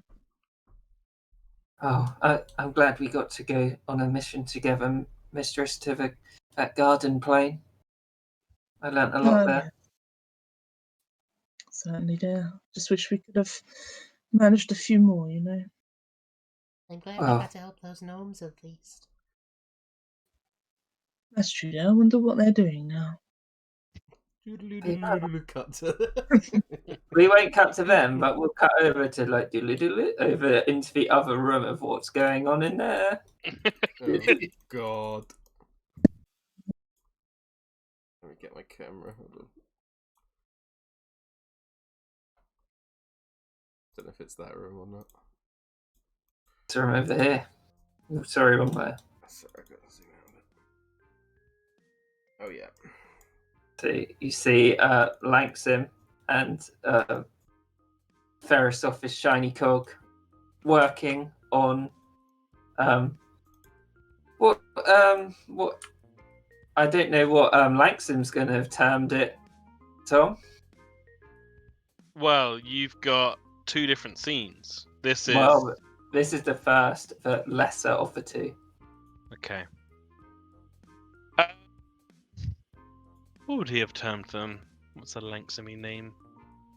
I've got a name which these things have stats for. I'll tell you it just so you can consider it. Yeah. I think they're. Oh, that's a really crap name. It's robot golems. Yeah, no. It won't have the word robot or bot in it. Golem, maybe. Maybe something to do with Shanks. Maybe. The idea of them is to help people. It's inspired by Mackie's like devotion to trying to stop crime and stuff like that. Protectrons. I'll start it off then. I have a suggestion for the name, Langsim. Right. Fat cocky buggers. Cog, not cock. I assumed. You never were good at naming things. No, let all the marketers do that.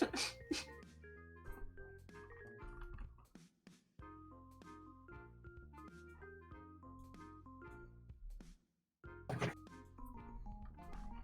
I kind of want something to do with Brightwater. Micah gets down. She's like, you could call them Bristolians. Good lord, you've been spending too much time around Shinycock himself. No. And you can see she like gets up and she walks along this table, deftly stepping over instruments. He's like, sit down, Micah. Is Lit here? Yeah, she's working. I can She's- imagine Lit being highly irritated by Yeah. the presence of these other people. She's working away, and Bree is trying to initiate conversation with her, but it's not going very well. And Mike is basically just half running around the Fiddling with stuff. workshop, fiddling. Brightwater bulwarks? Is that too much? I like the term bull. The thing is, if you call things steel or iron or spark, it tends to worry the general populace. You know how they are around anything metallic. Well, you've been on all your adventures. Couldn't you choose one from one of them? I don't know. Helmenauts.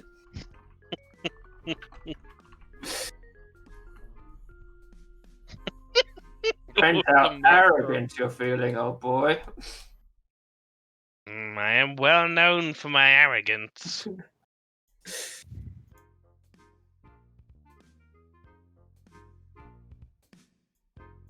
Guards.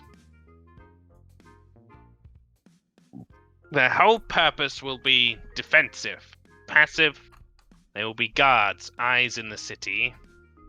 Mike But comes up to a table and she's like, "Step bots." Did you say stab bots? Yep. No. What would you want to hear if you were in a scary situation, Micah, and you wanted to be protected by something? What would bring you reassurance to hear that was coming to help you? I don't know, like Probably not stab bots, right? no, maybe something like well, there's that bongo and barrel knots, barrel bot. Good barrel bot. I don't want them associated with any religious individuals. I saw that you had people training out there. With academics aren't the best at anything except academia. Maybe we could get them in to help. Like some waddles over to the window, opens up the window and pokes his little head out. Oi! Yes, master? If you, wow, that was fast. If you... If you were in a dangerous situation in the city, and other people, civilians, were in... If Belvedere comes around the corner, I'm gonna fucking shoot him in the face. If you were in danger, and things were coming to help you, like a guard system beyond the guards we have already, what would be a reassuring name? Tom's Thunder. Protectors? Protecting's good. Mistresses. People would get weird around that one, I think. Guardians? Guardians, sentries. Chaperones? It's not bad. The millstones. Most certainly not. Minders? Minders. There's something here. It's on the edge of my bustling brain. What about nappy notes? Micah! Haven't you got some crayons or something? She sees Mackie. She's like, "Nice sword." Thank you. Mackie, this is Micah. I've only just realized how weirdly similar your names are. That wasn't on purpose. Hello. Nice to meet you. Yeah, so you can see she's really little, Mackie. Yeah. She's half gnome, half halfling, and like 12 years old. Yeah, she just sort of waves down to her. Mackie killed a dragon. Kind of dragon. A cheese one? Side eyes Langston. Scary cheese. No, he did. I had trouble believing it too until he showed me the corpse. Micah looks back at Mackie. That's pretty impressive. The Justice Gang, Anna! Don't worry, here comes the Justice Gang! Norms Nomios. Fuck! I can feel there's something in my head. I just need to get it out. What about gnome bros? Please! You all just need to stop!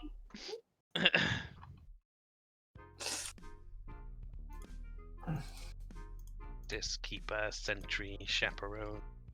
I bulwark. I like bulwark too.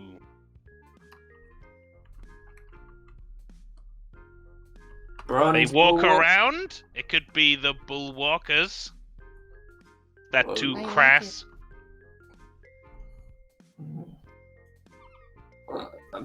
I look. Is there We're any? not going to put our names on them. That would be ridiculous. Is there any way we can do a play on words of it? Waterdeep. The bullwaters? No, that's terrible. The deep walkers? Is that too Oh, sinister? it does. Hey. Bright walks. Bullshitters. Deep watch. I quite like deep watch. Yes, deep watch is pretty good. Might have to talk to the guard about it. That's true. But then again, we probably have to anyway. I'm going to Oh. wonder what these are. Yes, we can't just send them out. They'll be destroyed. You could call them the Crawdidians, Master. No! Why? Why are you here? Crawdillions! The Crawdaddies!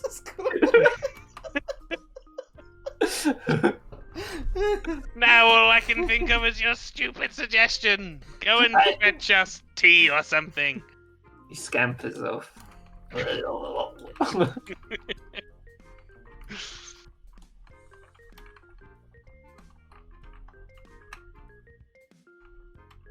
Yes, deep walkers. Deep walkers? I like it. What do you think, Lit? Lit just angrily eyes back. Imagine her flicking her hair. It's better than the Crawdidians.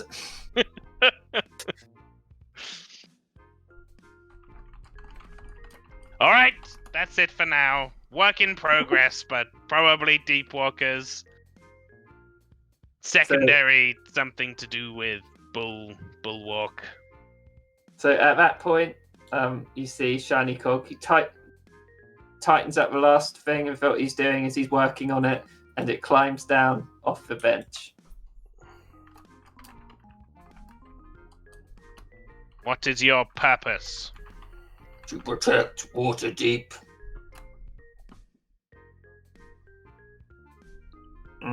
He better work on throws. Langsom's gonna throw a little spanner at Shiny Cog. See how it reacts. Its extendo arm just goes out, catches it halfway through the air. Very nice. I mean, technically, that wasn't defending Waterdeep. He looks at it, but it will do. Defending civilians. Alright. I'd call that a successful Mark 1 prototype, wouldn't you? Still, What does Micah say? think the Bristolian better. I'm sure you do. You can call them whatever you like, but Can the make my public own. needs a catchy name. You can make your own one day. Yeah, a little one. No, a big one, because... and she jumps to the box. Morwen's like, I should have called it Torm's Justice, Mackie. That's a good name. Actually, I mean Torm's Justicars. Well, I especially like Justicars. And we will.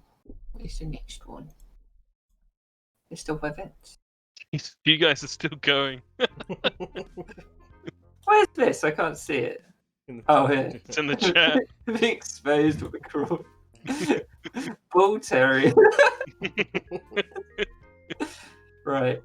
The next one is kind of Oh no, it should be something with Gond. Oh yeah. the Gondians. Gon's Guardians. That's very close. Anyway, go on to the next scene. This will be bubbling in my head for a bit. The Fake Fair and the enough. Furious. Oh, that was such a good It name. was such a good name. Tiny Cook like eyes you and he's like, I'm pretty sure we'll end up changing their name before the next time I see you. As only an academic would. And the next one is going to sort of be a joint scene. The first bit is going to be Davy and Barlin living in their new house. Oh, new house. What's Top Hat Jones? Kieran, I wasn't ready for this. I wasn't ready. I'm You knew scared. You knew he made the house because I told you the other day. What the fuck? What? This is the new cat which they adopted together. It appeared, and Davy thought it was a good idea to give it a hat. Fair enough. No, surely it showed up with a hat. Yeah, I think it should have shown up with a hat. Yeah, as That's in on just moving so in day. perfect. Top Hat Jones. Oh my god. You've seen him. So, what I imagine this is obviously Barlin and Davy living together, and at some point Mackie will turn up to talk about book ideas and all the stuff Davy was talking about earlier with Barlin. We can see here that Barlin has a pretty nice little kitchen It's lovely, yeah. with lots of little cat dishes. Oh, amazing. Top Hat Jones, a new cat. Lots of pillows for the cat. Davy's got a little reading chair. Yeah. Oh my god. Top Hat Jones. How do you explain it to people that come round? See all the other cats, they're like, okay, this guy's got a lot of cats, so that's kind of weird, but fine. And then fucking Top Hat Jones walks out across the floor. You're just I like, imagine he's got a am I little tiny tripping? cane. Can we agree that he walks on 2 feet, like upright? Like a little pimp walk. Yeah, he just walks on. Oh god.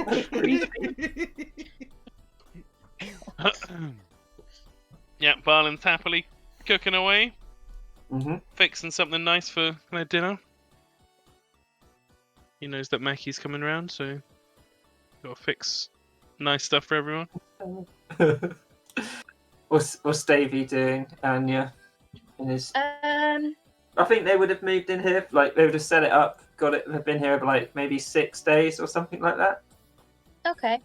Davy would be pottering about, seeing if Barlin needed any help in the kitchen, sitting in the chair reading, just seeing, exploring his new place.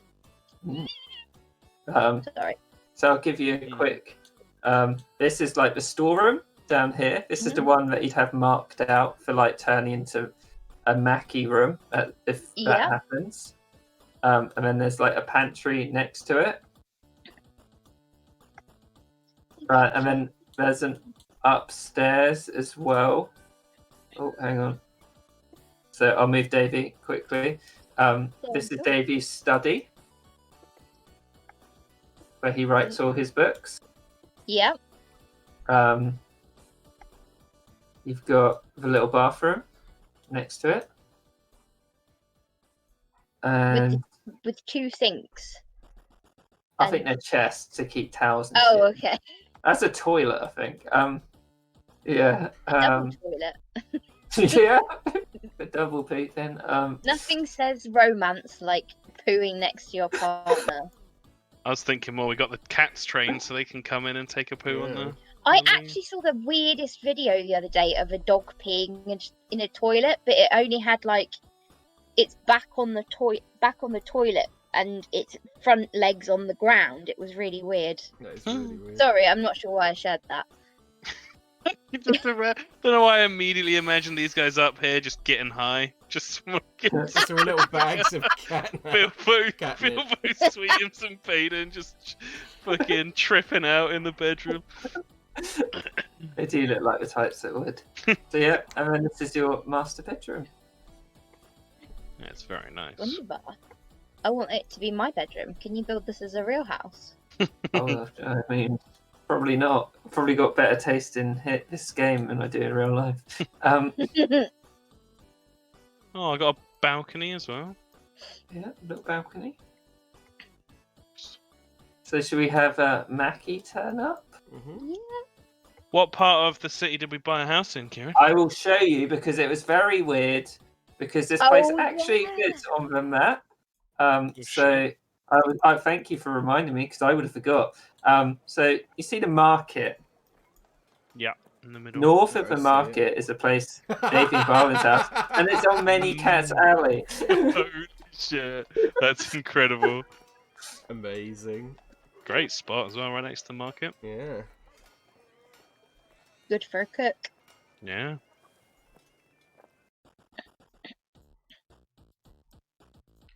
Yeah, Mackie would then turn up to the front door and give a sharp knock on the door. Yeah, Dave, you gonna answer? Mm-hmm. Just move. Not sure where the front door is, so I'm assuming it's at the bottom. Oh yeah, there it is. Sorry, I can't see you. Oh, It's just God. you. Hello, Davy. Hello, welcome. No, I'm kidding. Going Come in, into Mackie. Nigel Come on. then for a second. Hello. Mackie would be like carrying like loads of books and notes and stuff, and she would like sort of like waddle in and sort of dump them down his chair, kind of thing. Like, I bought a lot of prep just in case. Yeah, you came prepared. I like your thinking. You know what they say: the better prepared you are, then the better writing you can do. All right, Well, Mackie. Hello, Balin, Mr. Balwell. Gives you a smile and a wave. Mackie would go up to Ongrin and start petting Ongrin. Oh. I love the place. Well- It's lovely. Thank you. It's yeah, we're getting used to it. Did you want to? Sorry, I've just been reading your suggestions for names in the side, and it was making me laugh. Is Did that? you want to work down here or in the study? I don't mind. It's up to you. Is that cat? Sorry. Is that cat wearing a hat? Yeah, that's Top Hat Jones. Oh, okay. Hello, Top Hat Jones. It's alright, Mackie. It does not make any more sense to you than it does to us. Did he just show up with that on, or? Somehow, yes. I think he might have been sent by the Cat Lord to reimburse me for the hats, I guess. I suppose that I makes don't know. sense after what we saw in the trials and before Milkvale. You should see the way he walks. Mackie's like staring at him intently. He thinks he's all that, doesn't he? He's all that and a bag of chips. Get yourself sat down. Here's some snacks. Put some down on the little tables. There'd be little pheasant legs. Oh. Mackie would be picking at them but she's like doing the Charlie and the Chocolate Factory thing where she puts them in a like a napkin for later. Did you want to work down here, Davy, or did you want to go I upstairs? don't mind, Mackie. Wherever you feel most comfortable. I feel quite comfortable in here. Okie doke. He'd sort of settle himself down on the bearskin. Not in a weird way. I was just going to say, just looks at every single chair which has a cat in. Yeah. I come up with a lot of different titles for potential other books we could write, or just chapters. Okay, I've got alright. the Gilded Warrior. I thought I quite like. Yep. The Crown and the Stars. I thought that would be a little bit like, with the hats and saloon and stuff. Yeah, that would be cool. I quite like the mother of the trident. For Naxora? For Michelle Zara, yeah. Yeah, well, excellent. And I had a few others as well. I thought maybe for Mr. Belvedere, the crooked spider. Would Langston be happy about that? It was his suggestion actually. Oh, yeah, that makes sense. And for the master, you could have the clockwork gnome. Yeah. Would you write about him and Pussy Willow, or would it be about his role in? Would it be the whole story is interconnected and is just the story of each of us on our way to fighting Yargosmu, or is I quite like is the it something idea different? of us coming together and starting in different points, and then slowly but surely over the course of the book, that maybe we come together, and then when we find each other, we essentially it She looks a bit embarrassed, and she's like, it fills a part of us that keeps us unified. Yeah, I think that sounds excellent to me. I'm not sure how Langston will feel about being unified with Belvedere forever, but he'll just have to put up with it once it's published. she laughs. She's like, I'd like that. No, yeah, it all sounds good to me. What is your chapter going to be called, do you think? I hadn't thought of that actually. Maybe I mean, do you have any ideas? you're the main character. I Sorry, am? go on. Yeah. What? I mean, I could thought that you'd be the main character. Who didn't want to read about a kick-ass 15-year-old killing a cheese dragon? she looks embarrassed, but she's like, Thank you, Davy. I don't know what to say. No, I didn't mean to embarrass you. Don't come here. You'd give her a little light hug. yeah, Mackie would hug him back. Yeah, I got a lot of notes though. We'd have to spend some time going over them to get all the exact details down. But they're here when you're ready to read them. Well, I think now is as good a time as any, shall we? Mm-hmm. And then as me, Mackie, and David would start sort of going through their comparing notes and doing stuff like that for the next few hours probably on the floor, I imagine, just like and pointing stuff out to each other and brainstorming whilst Barlin keeps bringing bubble tea back and forth. We'd also be bringing some buck fizz down as well. Yes. Oh, God. Yeah. He'd be like, "You go easy on that," or how in Tom's voice. You go easy on that now. They all labelled with like Bucks Fizz, slice of life, or Bucks Fizz, Yeah. the best you can get. And it actually has that little name's face on it as well. You're like, I don't know who this name is, but he looks pretty rad. He's secretly the god of Bucks Fizz. So, anything else that you'd like to do? Was that scene 7? Yes. Okay. Well, I think he would ask. Fucking hell, I can't. Davy's moulding into me now. Sorry. Happened a long time ago. You became one. Thanks. When to become one. Yeah, he'd probably if there was a point where it sort of came up about family and that kind of thing. I imagine. I'm not gonna force it.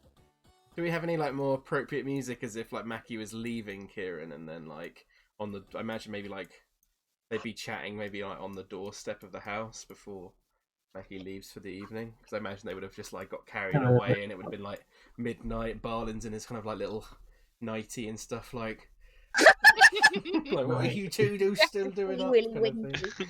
Hope you don't mind. Made myself comfortable. Just comes down like Stefan's dad.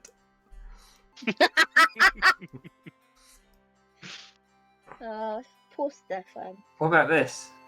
Yeah, that's good. Yeah. Yeah, so So, I think Mackie would be talking to Davey like over here, maybe. Yeah, so, That was a lot of fun. I don't Davey. know. It feels like I'm asking her on a date. It feels really weird.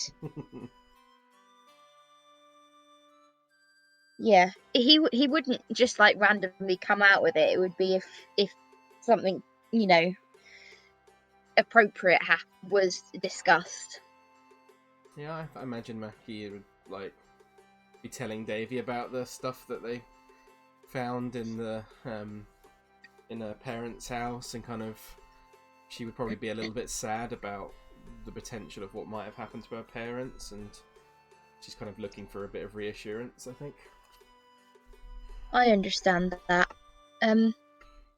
What do you think you'll do from now? Do you think you'll stay with Langsam, or I know he's do you got this think, big project on with all these. He kept calling them. Belvedere kept calling them the Crawdaddies, but I don't know what they're actually called. They're like protect bots, or but I it's fine. I've got my own room there, and I'm still. I'm just going to Michelle Zar said she's gonna help me start training, so I think that'll probably that's be good. my main focus going forward until I'm ready, and eventually I'd like to look for my parents. Can I ask you something? I mean, you don't have to say yes to this or anything. It's just a thought that I had. Of course.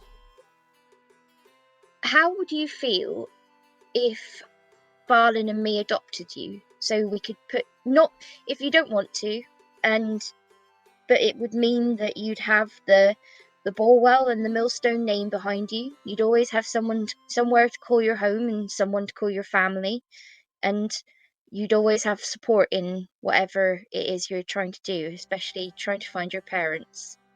Mackie would be a little bit like frozen up at first, and like a little bit stunned, and then It's would, all right. Don't. as like Davey like goes on and explaining himself, she would sort of just go down like on one knee, and like I think tears would be running down her face after everything she's gone through lately and learning about her parents. And she says, I think she would just hug Davey. No. Davey would 100% hug her back. I'm getting a bit moist-eyed here, guys. What's going on? Me too. Mackie would just say, Davey, that's so kind of you. Well, you're the first person to really believe that I am the man I've become, and you've made me a better person, and I think of you. I care for you as much as I would for my own child, unlike the 21 other children he has. But I know that things can't be easy for you. You live with First Officer Bugger, but I've got resources. I've got a name that can open doors for you, and if you would be happy with that, I would like to give you those resources and that these things to call your own. But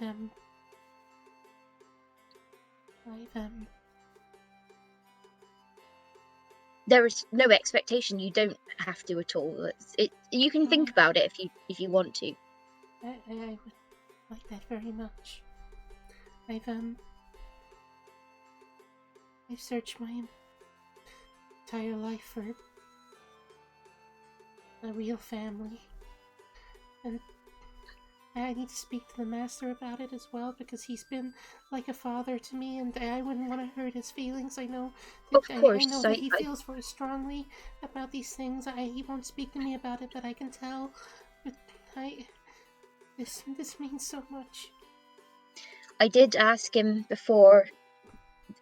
I got his permission to ask you before I asked you, but if you want to talk to him, you please do talk to him. I mean, I don't want to step on anybody's toes, but yeah, that's what I'm offering. That's what I would like to do. Thank you so much.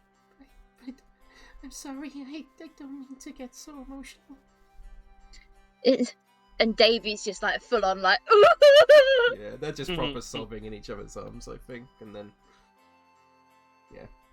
Why do I feel like Barlin will appear and be like, "What's going on?" And Dave will be like, "It's a girl." I feel like Barlin's like peering around the corner, Yes, like, "Oh, what's going on?" That's exactly what I was thinking. that's too. why I put that little tip mark there, because that's what I thought. With And if he Ferdy sees on them his embracing shoulder. and crying, he'd 100% run over and join Yeah. him. She'd embrace them both in a hug and just sort of kind of keep saying thank you over and over and over and over again, like. You don't have to thank us. It's an honor. You are remarkable, Mackie. Yeah, she's just lost for words at this point. Also, she doesn't have to leave for the evening if she's now like an emotional wreck. Like, Yeah, oh, yeah. sorry, I've done this. She- Bye. She would come back in for sure. And have some miso soup. 'Cause I feel like Barnum would make a really good miso soup. Oh, yeah, And yeah, yeah, yeah. Coincidentally, all the cats would have taken up the chairs. All right, I'm gonna go to the toilet and then we'll do the slightly more somber one after. God. That's somber enough. Emotion. He says that, and it's just started torrentially raining outside my window. Oh, I Yeah. love it. Okay, guys. To distract you from your emotions, I've got some new ideas for the robot stuff. Oh yeah. Oh God. So they're not proper ideas yet. They're just I've thought of some things. So obviously, Lanksum and Shiny Cog are from Lantan. So Mhm. there's something we could use the Lantan name, and also Lantan is very close to the word lantern, which is what Ooh. guards often have, and it's like shining a light kind of thing. Yeah, I like that. So there's that idea, and there might be a Thought connection. you were gonna My do brain's like like, Lieutenant Dan thing. I was like, what? you know, I don't know why. Lantan, Lieutenant Dan. It's exactly what you want. And then it's just Lieutenant Dan. something to do with the water side of the name of Waterdeep rather than deep side. I Yeah. don't know. The Water Watch, the Water Keep, because it's like Water Deep, This Water Keepers, wa- Water Keep. The Water Keepers, I fucking love. Holy shit, that's great. Yeah. Okay, I'll put a little tick next to that. Go on. What are you gonna say? God, I've forgotten now. Water Keepers was so good. I've forgotten. What was I gonna say? I've literally forgotten. It's just gone. Water Keepers is too good. It was going to be a Okay. suggestion, but it was naff compared to Water Keepers. Yeah. There's too many things I want to fit into it, so I think I just got to keep it simple. That's what I was going to say. Was there any other names like for Waterdeep? Like I know it's like I know like Neverwinter's is called the Jewel of the North. Oh look, shall we? I'm not gonna lie. I think Waterdeep might be called the Jewel of the North as well. I think there's like 5 different things. It's called the of the North. City of Splendors. That's what it's called, Ah, there we go. or the Crown of the North. Blenders. I really like Waterkeepers. That's so good. Yeah. Yeah. Okay. That is. I'll It's like pencil that in for Kieran when he Water gets back. Deepers. Yeah. Waterkeepers, Waterdeep. I found a song, by the way, by Miracle of Sound, that when I was reading through the lyrics, I was like, holy shit, this is basically... It reminds me so much of Waterdeep. I'll post a few, like, verses in. This one, like, reminds me of Ingvar so fucking much, Tom. I'll put it in the Discord chat. Can you send me the MP3 of that? I can send you the YouTube link, but I don't know where I don't have the MP3. We'll make it. I can make it if you want. Yes, please. The latest update on the naming for the bots, Kieran, is the Water Keepers, Okay, that's pretty good. but not set in stone yet. This is something Tom's going to be perusing for a while. Are we ready for the next one? Oh my Yeah. god, that is so fucking England, Jesus. Pluck the petals free? Yeah. What? Drain them of their golden That's so shine. creepy. I know. What? What the fuck? That's genuinely creepy. It is really creepy. So, don't put things down yet. But something that Hannah mentioned that Naxora wanted to do. I'll read it out. So, when Naxora expresses an interest of travelling to the Golden Petal Remembrance, which is a ceremony being held in Neverwinter by the Gold Petal family with a significant amount of deaths which have gone on. Manny, who recently taken up a job at the Elterchild Academy after the death of Corey, and they'd see Manny's abilities and what she's learned and what she went through, they'd offer her a job. But Manny would offer Naxora the use of the Elterchild Academy's teleportation circle, which is connected to the academy in Neverwinter. Now, teleportation circles in Faerun are very rare after the spell plague, and it takes constant maintenance to ensure the safety of the traveller. However, the Elterchild Academy is willing to provide this service to Naxora due to her help with the cheese soiree and the Yargosmu incident. On arriving in Neverwinter and the Gold Petal Estate, the mood would be very, very somber. There would be a small ceremony which is sterile, and both Doran and Klaxanana, I think that's how you say it, are drained. You can, and Naxora, could you put your token here?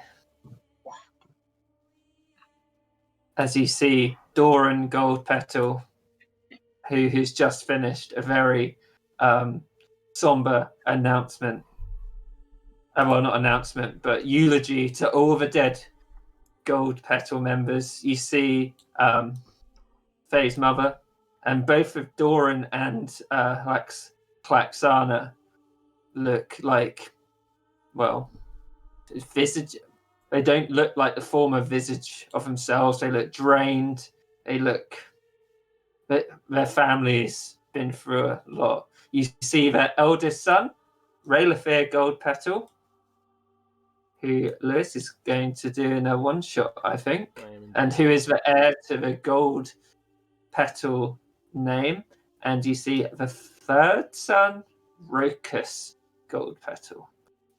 Okay. So it was a very private ceremony. You only really allowed in for what you did for Faye and Kaylana, and explaining all of that to Doran. He would think he did a lot for their family, even though Faye died. He would still have a great deal of respect with what you've told him, though he seems crushed by what has happened. Yeah. Like, I think there's much to say, really. Yeah. She would have been doing prayers to Torm, prayer, and she would be wearing her finest, actually, she'd just be wearing the finest armor, I guess. Mm. I I've emailed you that, by the way, Kieran.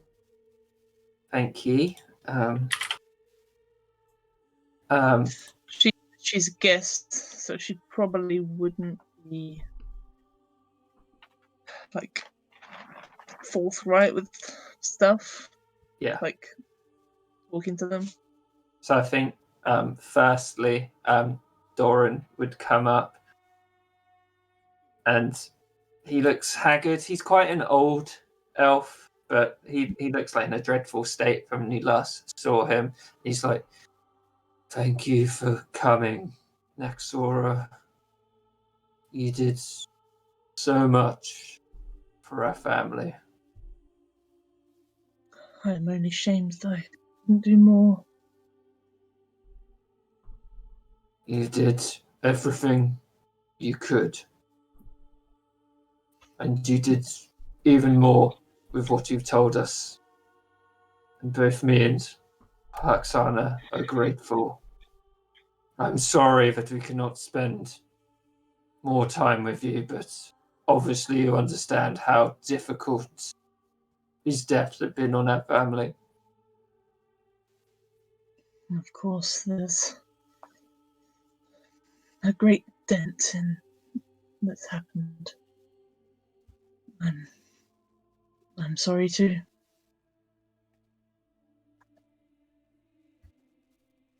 Sort of gives you a little bow.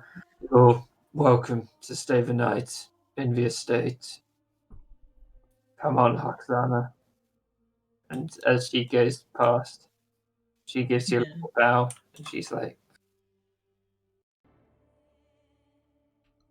she looks like she's going to say something, but her lips sort of quivering, and she barely lets out a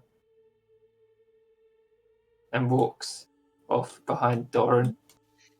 Yeah, I think she would bow to each as well. And yeah, she can't. There's not much for her to say. It's kind of her fault, a lot of it. Rokus would look at you, but he wouldn't say anything, and he'd walk out as well, leaving you with Ralafir. I don't. What's Ralafir doing at this? He would be wearing a dark cloak with the insignia of the Gold Petal family, like in like a bright gold and white, like in like a that's displayed across the back. He would be facing away at Naxora and just staring quietly and intently at the tomb. I think she would step slightly behind him. She would go to place a hand on his shoulder, but is unsure. As she tried, he would kind of look at her with a like kind of you could see probably like tears welled up in his eyes, but he's not letting a tear fall on his cheek, and he kind of like looks at you in a way where he's like he does not want you to do that. She retreats her hand. He would look to you and say, Mishalza, I appreciate your presence here. I wouldn't miss it. Do you remember Mishalzar? Many years ago, our families would sit down for great meals in the dining halls of this estate. I remember them with fondness, dear. My mother, my father, my brothers, and my sisters.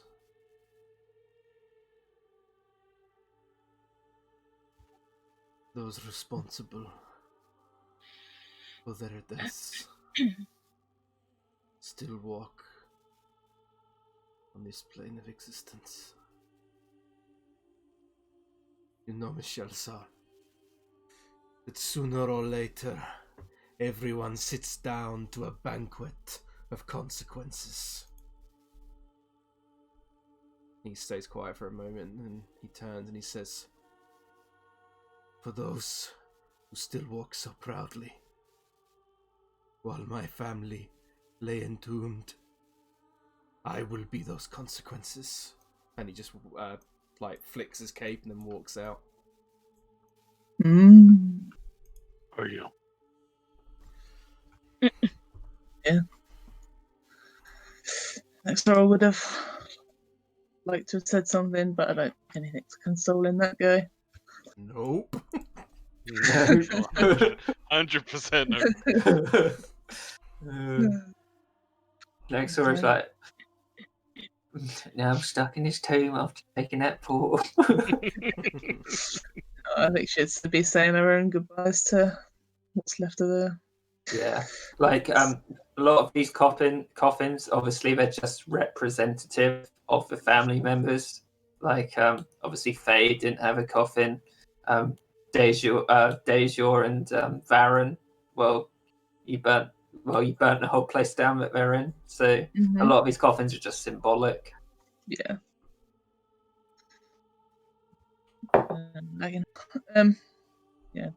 Yeah. She would spend the night in Neverwinter.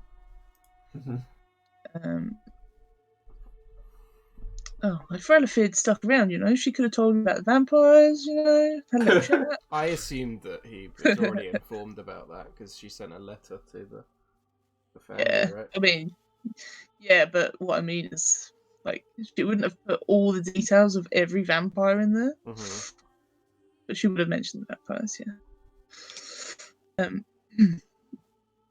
Hey, you can go to Fry Up, He's got all the info. That guy in Fry Up. Yeah.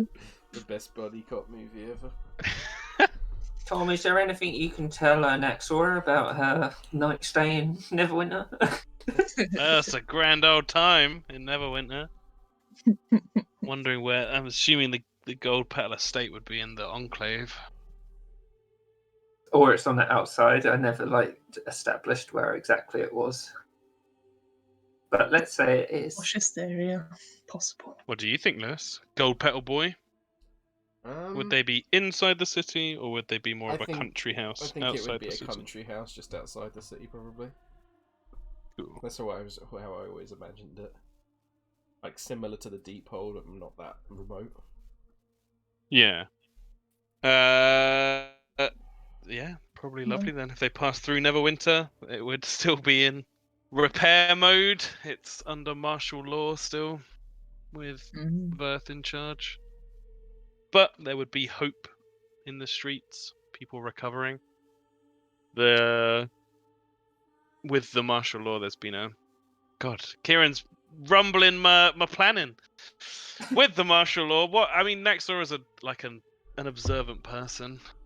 She would notice that there's a crackdown all across the city. The chasm, which has been a wild area, is actually being brought under the heel of Verth's authority.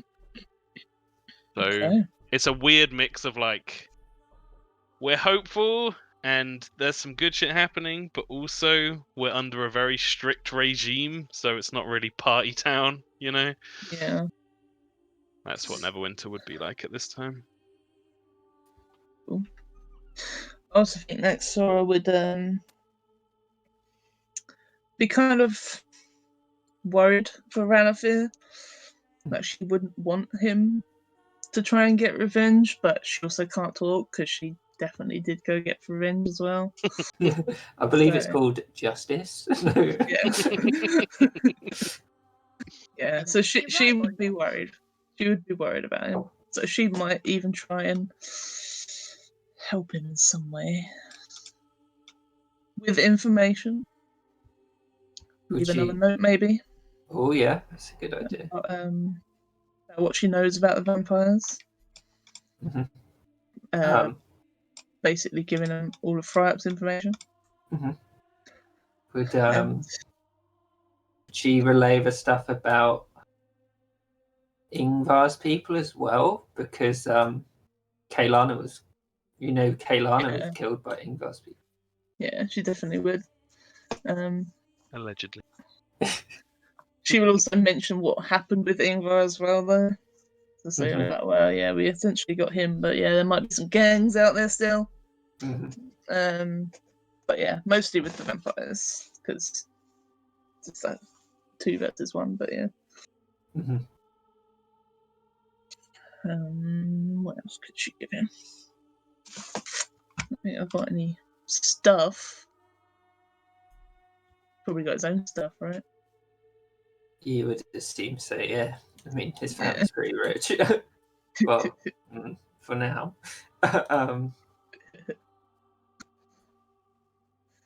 Yeah, I mean, I'll think about more stuff. If she can have them or not. You can send it to me, so I've got it ready for number 2 and before the stuff.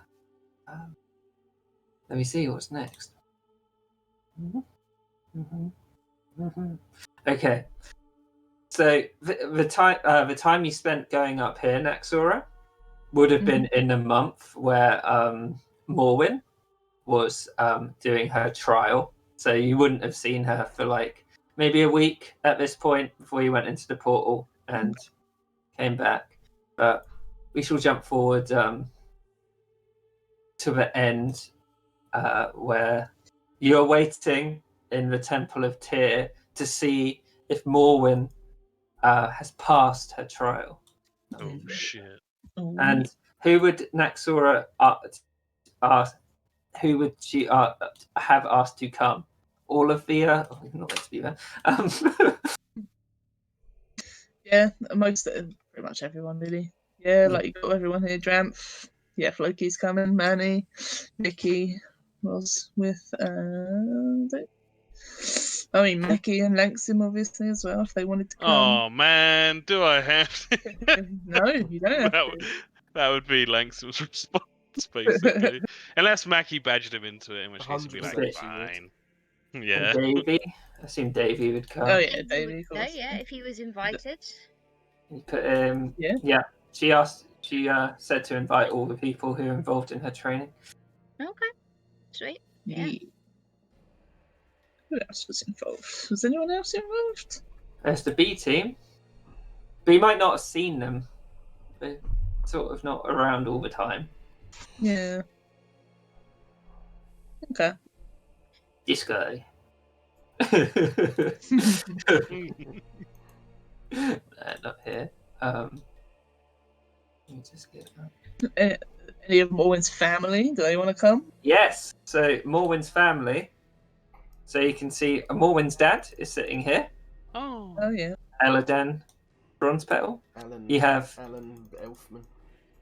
You have Morwyn Bronzepetal Senior, the mum. Oh, that's cool. And you have her brother. Well, one of her brothers anyway, Eladas Oh my god, he's so dashing. Bronzepetal, who's also he is a knight of the Church of Tyr as well. Nice. So in the middle, like, hey. Sorry. You, as her trainer and the knight above her, Naxora, you'd be asked to stand with Father Bagshot. So you're sort of a bit away from the stands, as it's partly your honour, Morwyn passing this trial as well, seeing as you taught her. Yeah. Eagerly awaiting to see if she comes. And Father Bagshot would ask you to, he'd be like, Naxora, it is tradition that when the inductee arrives, their trainer, you would say the oath to them and knight them under you. Oh, honoured, yeah. I have to remind what it is. And he will be like, do you remember the words? Or he gets out a little piece of paper and just sort of like looks around. Well, I'm sure Naxora would, but I don't. Yeah, I'll show you it. Okay. So you say that to her, and she repeats after you. You know, if she comes, which I'm sure she will. She's able. She will, dear. Have faith. hear across the room, Vicky's like, "Man, this is tense." Xora stands proudly with her shield and trident in hand. Electric-y. So there's a period of waiting. Goes on for about 10 to 15 minutes. We hear Manny whisper over to Vicky. It's like, "Vicky, stop it. I'm just tense, Manny." You hear Dramp. He's like, "Oh, she's got to pass. She's got to pass, Floki. She's going to pass." He's like, "She will pass, Dramp. Don't you worry about it. I bet she's just, having a drink before she gets here." Is there any? Would Davy, Langston, and Mackie be saying anything? Mackie would just be kind of watching quite intently, trying to be respectful, but also Yeah, being David very just perceptive of what it looks like for when she might do this one day. What would Davy be doing? He's just hanging out, waiting, hoping that she passes. That's all, Kind really. of doing that awkward dad thing where you like tap your thighs, like.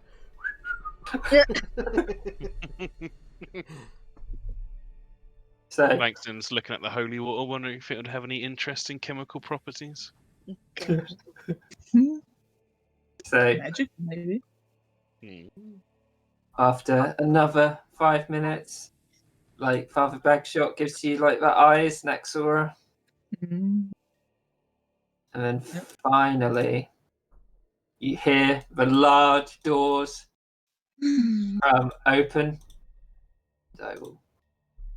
And you all see Morwen dressed in some kind of.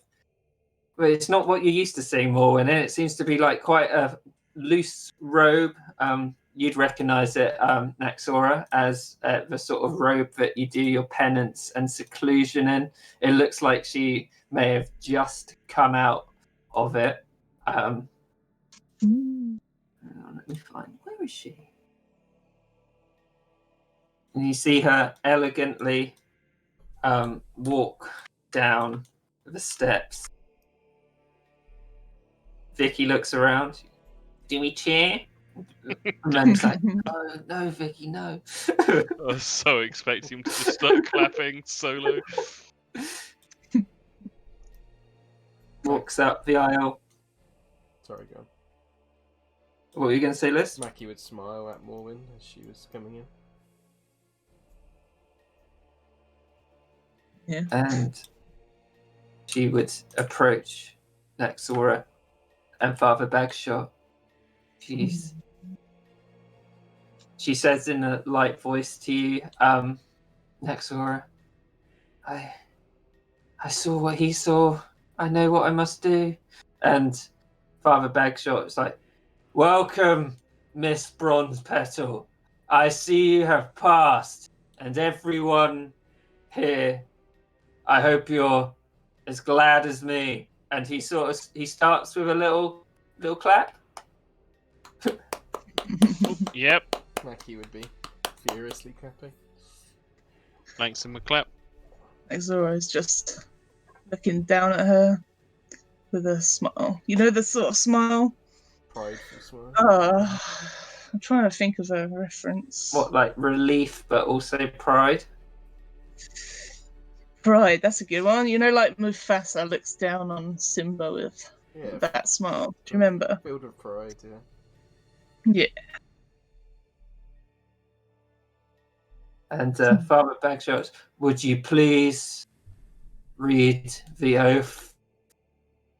Lady Shalzar and Knight, the newest member of our order, Morwen Bronze Petal. It would be my pleasure. And she, no, she wouldn't. She'd turn off the electric on her trident. Yeah. And do you still do the little knighting thing with the sword? I'll do it with a trident. Yeah, of course, it's your weapon. Yeah. So she does that. Each shoulder, as she says, I, Naxora Shalzar, am a weapon against evil. I, Morwyn Bronzepetal, am a weapon against evil. My faith, my sharpened edge. My faith, my sharpened edge. I will strike down those that do evil, and wisely counsel those that would start down its path. I will strike down those who do evil, and wisely counsel those that would start down its path. So faith sharpens faith, and upon my honour, I swear my faith to myself, the gods, and my friends. So faith sharpens faith, and upon my honour, I swear my faith to myself, the gods, and my friends. And rise, Morwen. She As a rises knight. up. And Father Bagshot starts like a hearty clap. He's like, the gods are clearly watching over you, Miss Bronzepetal. Please be among your friends. I'm sure you have much to discuss after your penance. Naxora places her shield on the floor, gives her a big hug. Aww. Morwen like hugs her back, and she's like, Mistress, I saw so many things. Savour it, dear. I'm so proud of you. Yeah, I wouldn't have got to this point if it wasn't for you, Mistress, and Dramph and Floki and everyone here. And you did yourself proud as well, dear. It's not all on us. I wish nothing more than to carry on your work. I know I can live up to your name and make you proud of me even more. I expect you will surpass my name, dear. No, how could I do that? You've done so much. You went to another plane and you went to the realm of the halflings. Don't think of my achievements, dear. Just think of your own and your future. I know what I want them to be. I know what I must do now.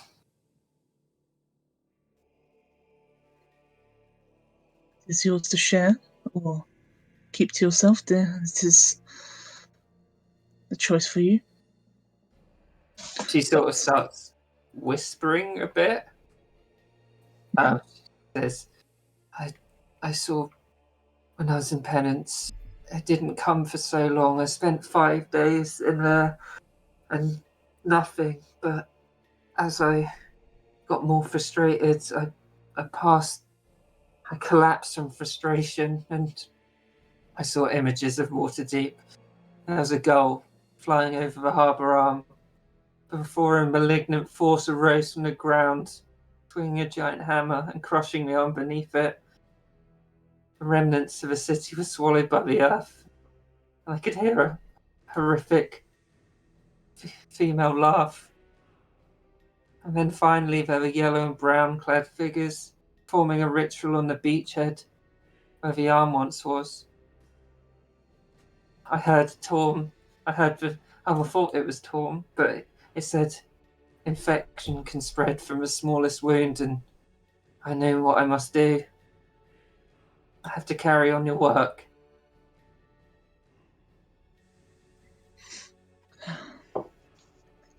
Sounds as if you've found a goal, dear. The gods have aided you on your way. You should have seen me in the trial of a blade, mistress. With training with everyone here, I struck everyone down. It was gratifying. I always expected you would. You've done so well in your training. There was no chance for you to fail that one, or And any of them. it was so sobering with the trial of duty, helping with the relief effort at the harbour. It all connects together. It seems so. Well, yeah, if my training doesn't end just because you pass, if ever you need help, I'll be around. And I'm sure I can teach Mackie something, even if she is a better fighter than me. Of course, dear. That is what we knights do. You'd see Eladas come up as well. He's like, Morwen, you did it! You did it! And he like runs over to Eunaxora and he goes like lunges for a hug. I love this guy. You haven't really seen much of him. You brought her through the trial. And he looks at Morwen and hugs her. He's like, I assume you won't mind if I take my sister away for a bit, Miss Shalzar. And he looks over at his parents. If but just a moment, dear. I do have something extra. Oh, well, maybe you should. Oh, no. I'm just so excited. And he like runs to his parents. You go ahead. Eladas has always got a lot of energy, mistress. I'm glad for it. Uplifts an already great mood. Did you go to how was the gold petal remembrance? I did. It was sobering and unfortunate. Feel kind of guilty that my family's had so much good being in the good graces while our cousins have had such bad. I can't help but feel responsible. No, mistress. You saved someone. You saved someone's soul. How many people can say that?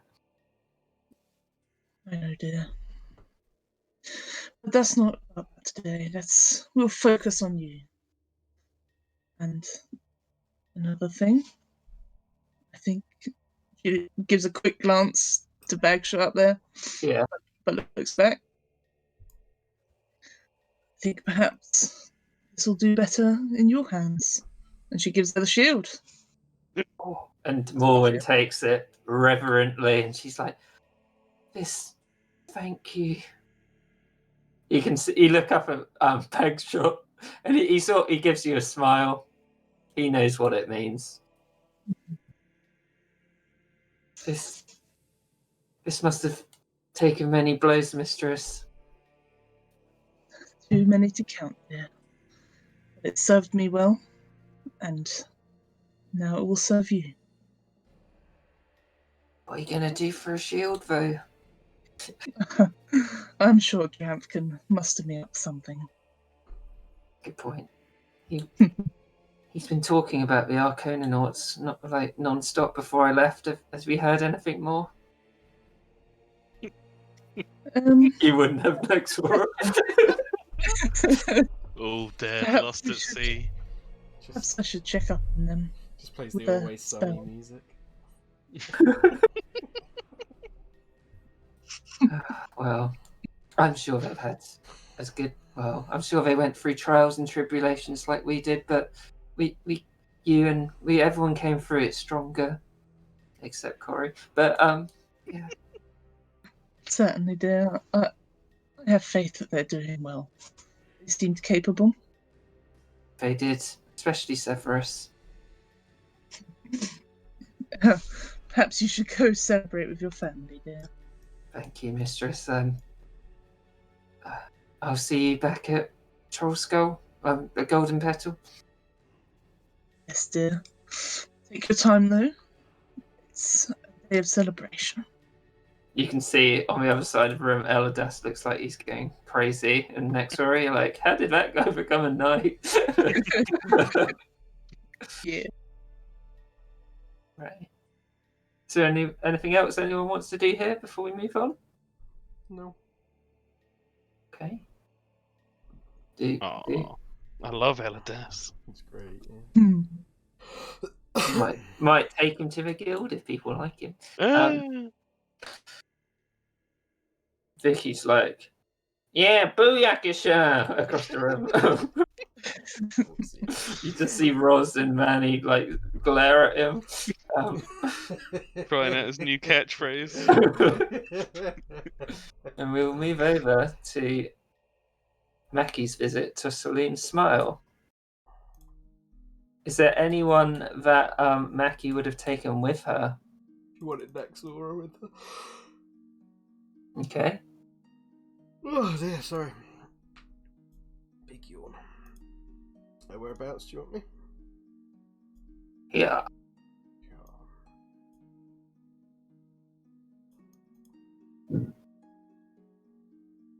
Where? Me as well? Yeah. Mackie would have taken you. Yep.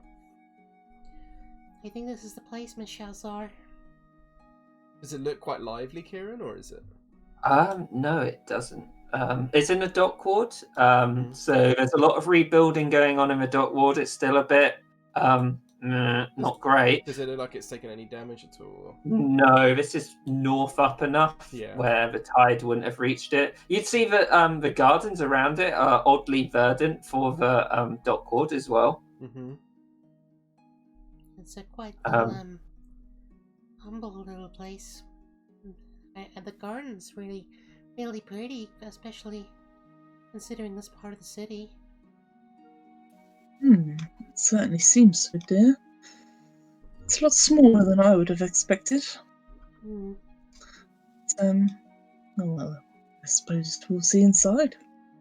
I think something might be waiting here for me. Saloon said I should come here. But you're right. Only one way to find out, I suppose. Mackie would go up to the door. Yeah. Try and push Is there it. anything you expect in particular, dear? She shakes her head. It's like, She just suggested coming here, so... So you open the door. mm-hmm. You'd see that it's quaint. It's quite worn down. Yeah. It looks like a place that probably at some point it used to be quite lively. But at the moment, you see seems to be a half drow woman sitting by the bar who's well armored. And can you do an insight check for this woman here? Can indeed. It's inside. Straight roll. Don't know why that rolled damage, but 14. So when you look at this woman, you get like you look familiar, but I have absolutely no idea why. Yeah, I think she'd shrug it off, maybe, but she would go sit up at the bar. So this woman is quite tall, and she looks at you as you come in. You can see she's quite scarred, and as you sit down, this woman here leans over the bar and she says, "Miss Brightwater, you have arrived. You? I've been told to expect you." This is all a little bit new to me, so... She kind of holds her hand out in the same straight-armed way Mackie goes to shake hands. It's like, I feel like I'm at a disadvantage. And I see you've brought a friend as well. Mm-hmm. It's lovely to meet you both. I am Luna. It's nice to meet you, Luna. This is, Miss Shalzar. Nods. How do you know me? Did Saloon tell you I was coming? not in that exact way, Miss Brightwater, but she looks at both of you. I should congratulate you on your victory. You must have fought well. Thank you. How, you. how, I assume that Saloon has kept you informed. You to know so much. There is a reason she sent you here, and not the House of the Moon.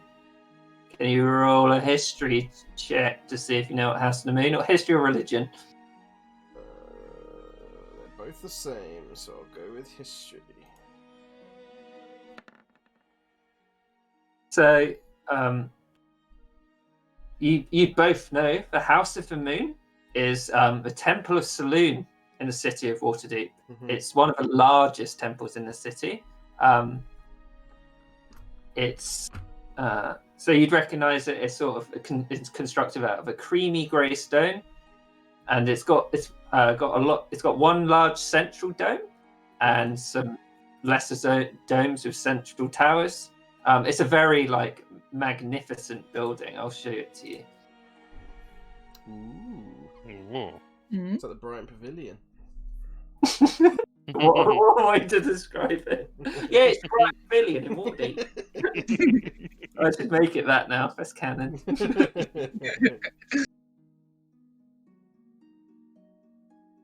Why did she send me here? She looks at this woman over here. Mhm. Do you know much about Saloon herself, or has she just graced you? As this used to be a bustling tavern, and she gestures around. I've done a But- little reading, but she has only graced me. But our fortunes have waned since the spell plague, and the Moon Knights aren't quite what they were. My friend Elvie here, this woman stands up. She's like, "My name's Elvie Osret. Pleasure to meet you." She holds out her hand. She stands up and bows and then shakes her hand. It's a pleasure to meet you. Have you heard of the Moon Knights, Miss Brightwater? Would Mackie have heard of it? It's unlikely. No, I would say no then. I have not, no. This Saloon Smile used to be the home of the Moon Knights, who are an order devoted to the Moon Maiden. They were set up to fight against her devil sister, Shah. Mackie's- Elvie here has recently lost her apprentice to the agents of Shah, and Mother Moon has probably sensed that you have the capability to be a new one. She's nodding. I will, Mm. I will accept this honor.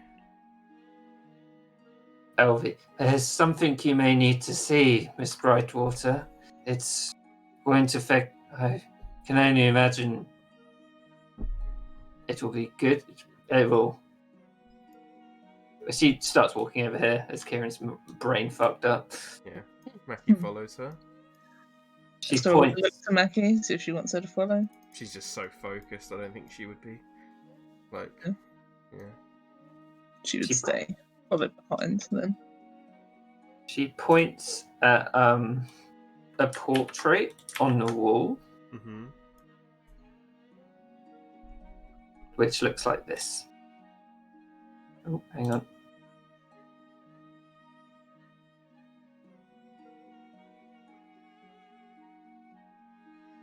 Ooh. Do you recognise this woman, Miss Brightwater? Does she? I assume not. Well, do a history check. She might recognize some of the symbolism going on. 17. You would know. You would know that you see the two sigils. Yeah. They're symbols of a Lord of Waterdeep. She's wearing an old mask of the Lords of Waterdeep, the ones who don't show their identity. Okay. And I don't know if she would know that. Roll an Arcana check as well. No, she wouldn't know that. Okay, so she's one of the Lords of Waterdeep, but... Yeah. Yeah. She's one of the Lords of Waterdeep, correct? She was. Her name was Kyriana Agrivar. She was also the third Blackstaff of Waterdeep. And do you know what else she was, Miss Brightwater? No. She was a Moon Knight for the goddess Saloon. I did not know. What happened to her? It's unknown. This place used to be a bustling hive that she used to own. But since her disappearance, Saloon's power has waned in this region. And Shah has spread her dark tendrils across the land, striking us down. I show you this portrait to show you the potential a Moon Knight may have, but also the danger behind it. She nods and she says, I am ready to accept whatever responsibility falls to me. Brightwater, we work covertly.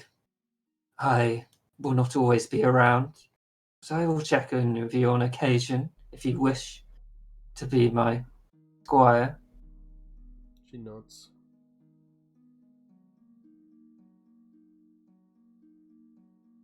She smiles down at you.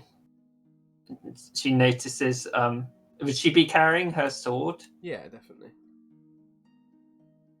I see the priestess honors you greatly. But do you know the other gifts the Moonkissed have? She shakes her head. The Moonkissed have the potential to shapeshift into other forms.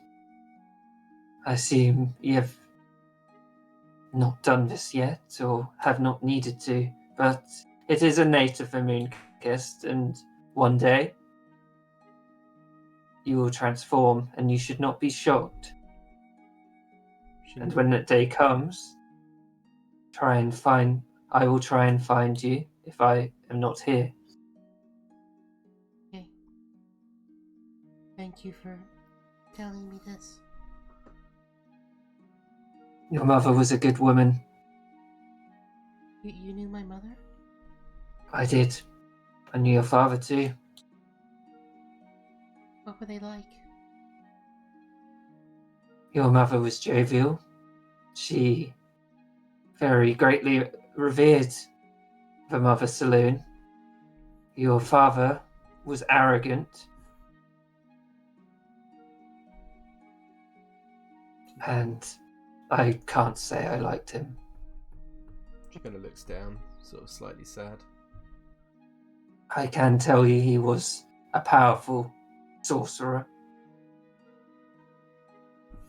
Thank you for sharing your knowledge of them both. I have much more to tell you, but we can save that for another day. It would be best if we could meet here weekly. I can do that. I'll return within a week then. Not He nods and then bows. And then turns away to walk and to leave with Nexora. Yeah, and the Elvie continues sort of staring at the portrait. Mm-hmm. Okay. Guys, I'm gonna be a frog. Gonna be a Awesome. dragonborn. Moon Knight. Oh, but it's only Shevis if you. There you go. Oh, that symbol's cool. That's really cool. Oh, As you go out, Luna calls over. It was a pleasure meeting you both. And I'll you, see you soon, Miss Brightwater. thank you so much. And she bows again. And then... and you, dear. And she bows as well. Seems the goddess has great plans for you already, dear. It seems so. I've never heard of the Moon Knights before. I would say they didn't have a better candidate. She smiles at her.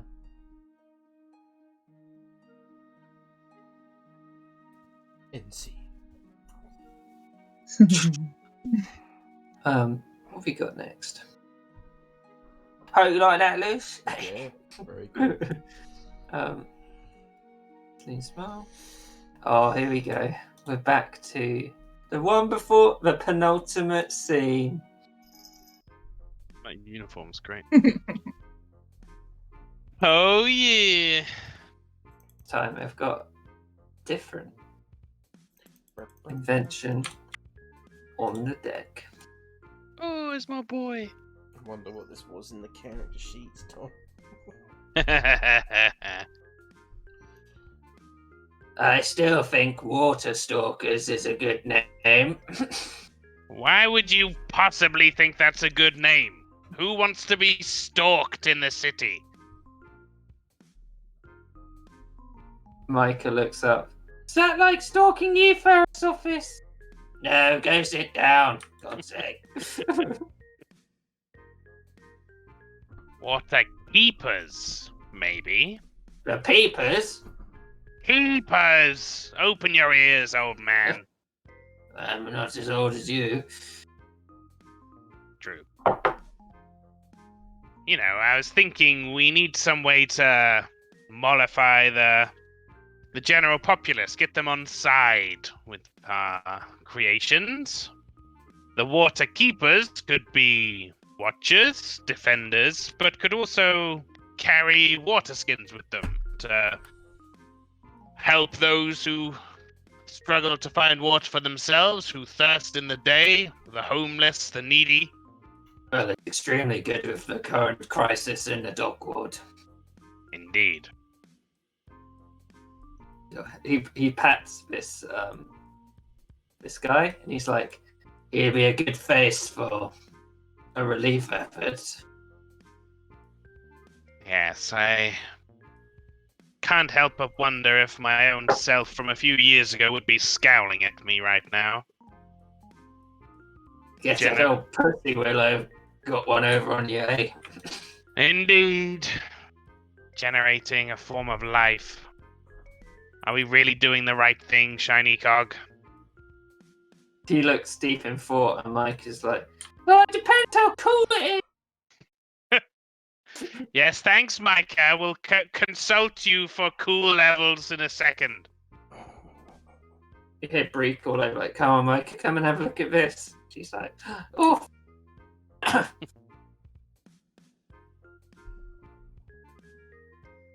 Well, rather pointless now. We've gone and done it. And I do think the water keepers will need a commanding figure. For on the surface, they are there to guard and watch. But beneath the city, the things I've seen, I want a more active presence. I never to what you've said. Can't believe it's a half-orc barbarian with vampires. It seems ludicrous. If I didn't know better, I'd say Ludicrous would in fact be his middle name. He's an anomaly, but a pleasant one. Your cousin must be a strange folk to associate with him so closely. I'd call him the black sheep of the family, but it's more like the multicolored sheep doing backflips in the family. He is an anomaly. I guess he But wasn't again- born in Lantern, right? No, the less spoke of it, the better, but let's just say romantic holidays. Well, I've, fuck, what's the word? Prevaricated. Prevaricating. What's it called when you put things off? Prevaricating? I mean, that is the thing, but that wasn't the word I was looking for. Procrastinated. Thank you. Dilly shally. That English Dilly master shally didn't dilly go to waste. We've procrastinated enough. Let's do this. Give you honors. Micah, come on. Come have a look. Micah, I don't want you overwhelming it as it comes to, well, life. Maybe You'll need to take in its surroundings. Maybe we should get Miss Brightwater in. She's a calming presence. Yes, that is a good idea. Mackie? Yes, master?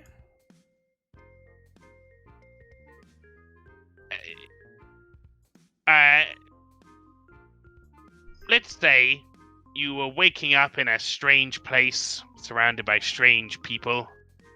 You didn't have memories as such, though you did have a sense of why you're here, what you need to do. Mm-hmm. Try and think of what you'd like, how you'd like people to act around you, because that's going to be the experience of this. Points towards the figure on the worktop. Does Mackie know about what Langston's been doing, or not? Like, not so much. It's not so much a secret, but he wouldn't have been like gabbing about it. Yeah. She'd know he'd been spending a lot of time with Shiny Cog on this, and Mackie's bright enough to have realized that the time he spent on these guys, who Mackie is now familiar with, Yeah. as they're walking around, and Langston's done a lot of debugging as they've probably like blown up the kitchen or whatever. This one is stopping Belvedere from entering the room. Oh, mwah, perfect. Working as intended. Mackie would be bright enough to realize that this one had taken a lot more time, effort, planning, scrapping, redoing again and again and again. Mackie has always tended to treat Langston's inventions as kind of like beings that need to be respected anyway. So she kind of stands in front of him and is just sort of looks at him and just sort of says, Hello. My name's Mackie. My name's Mackie. Nice to meet you. How'd that thought? Langston seizes the opportunity, jumps up, takes out his tinker tools, reaches into the back of the creature, and sparks the central core to life. Tom, obviously he might be your character, so you can do him. Yeah, I was thinking about this, and because of the personality I envisage him having, and two, because of I think of Langston's design, I don't think he'd be speaking straight away. He's more just taking everything in. Exactly, but he would respond to things, like you would see him looking around and taking things in. So Langston has positioned him so that his immediate focus is Mackie. yeah. So Mackie would see, as it's juddering to life, this creature is like starting to flex its limbs in a slightly jolting, slightly creepy way, but then it starts to smooth its movements, and its single eye like focuses on you, Mackie. It's not threatening, it's just kind of like startled awake almost. Mackie would, I think, have Coral on her shoulder, and then she would like reach out to yeah. Coral and then like hold out a hand with Coral on there. Oh, that's a great idea. Yeah. It would reach up tentatively and like put the fingers directly opposite where Mackie's are. Mm-hmm. I can imagine Mackie would just sort of let Coral sort of bounce over onto him and then back and forth between them. Yeah. Oh, that's perfect. Yeah, Langston would sort of be talking in a kind of calm way as it's happening. And just be like, "Welcome to the world. It's nice I to meet am... you. This is..." kind of overtly points to Mackie. "This is Mackie. She is to be fully trusted and obeyed. The little bird you're holding, it's a bird, is Coral. My name is Lanksim Thudbugger. You are to obey me too. This is Shiny Cog. I'm afraid Shiny Cog. he is to be obeyed and respected as well, above others. The three of us are the highest echelon of importance." T Mike is like, and Shiny Cog just puts his hand on her head.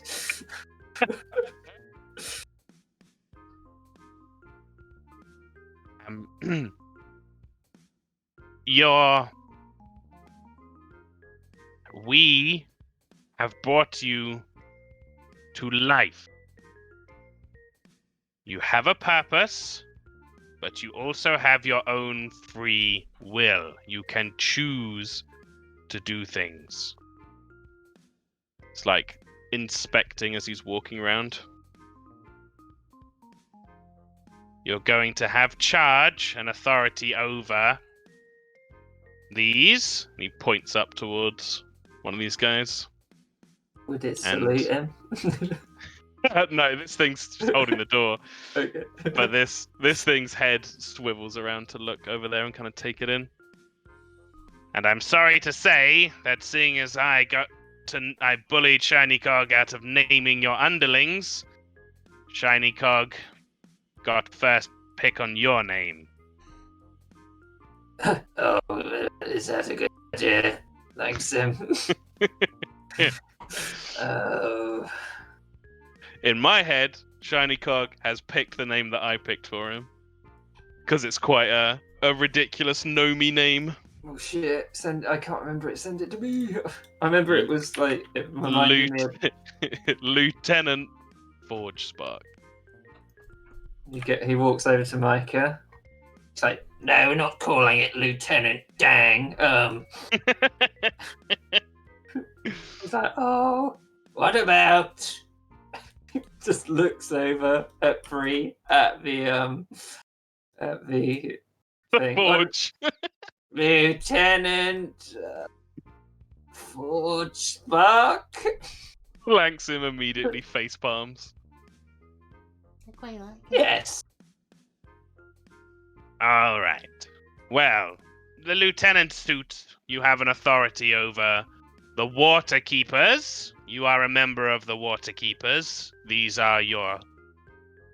I use the term soldiers cautiously. Their job is to watch, to help, to defend those who can't defend themselves. You, Lieutenant Forge Spark, will have a primary mission beneath the city. You are going to hunt things that might threaten those above them. And we will provide you with materials so you can associate yourself with some of the more common predators. And looks over at Langston. Yeah. You already have a certain skill set built into you, but you'll likely find with time that you are able to sharpen both your senses and your abilities. There are nasty things down below, as I'm sure you would agree, Mackie. Mm-hmm. Very nasty. But you are more than capable of besting them. Right. And of course, you can order these to come with you if you believe it is a large problem as well. Indeed. That's plenty enough for now, though. I think some time spent wandering the workshop. Mackie, if you wouldn't mind escorting.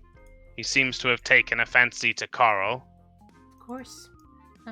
Follow me, Forge Spark. Sheila holds out her hand. Yeah, See, he would definitely take it. See Barovius, Shiny Cog watching. And he's trying to console Micah. Saying, I still think Lieutenant Dan was a good name. I know, Micah, but it's got to be good. I thought it was good. Yeah, Mackie would lead him off and show him around the workshop. Yeah, Coral kind of flitters ahead of him and he follows along behind Mackie and Coral.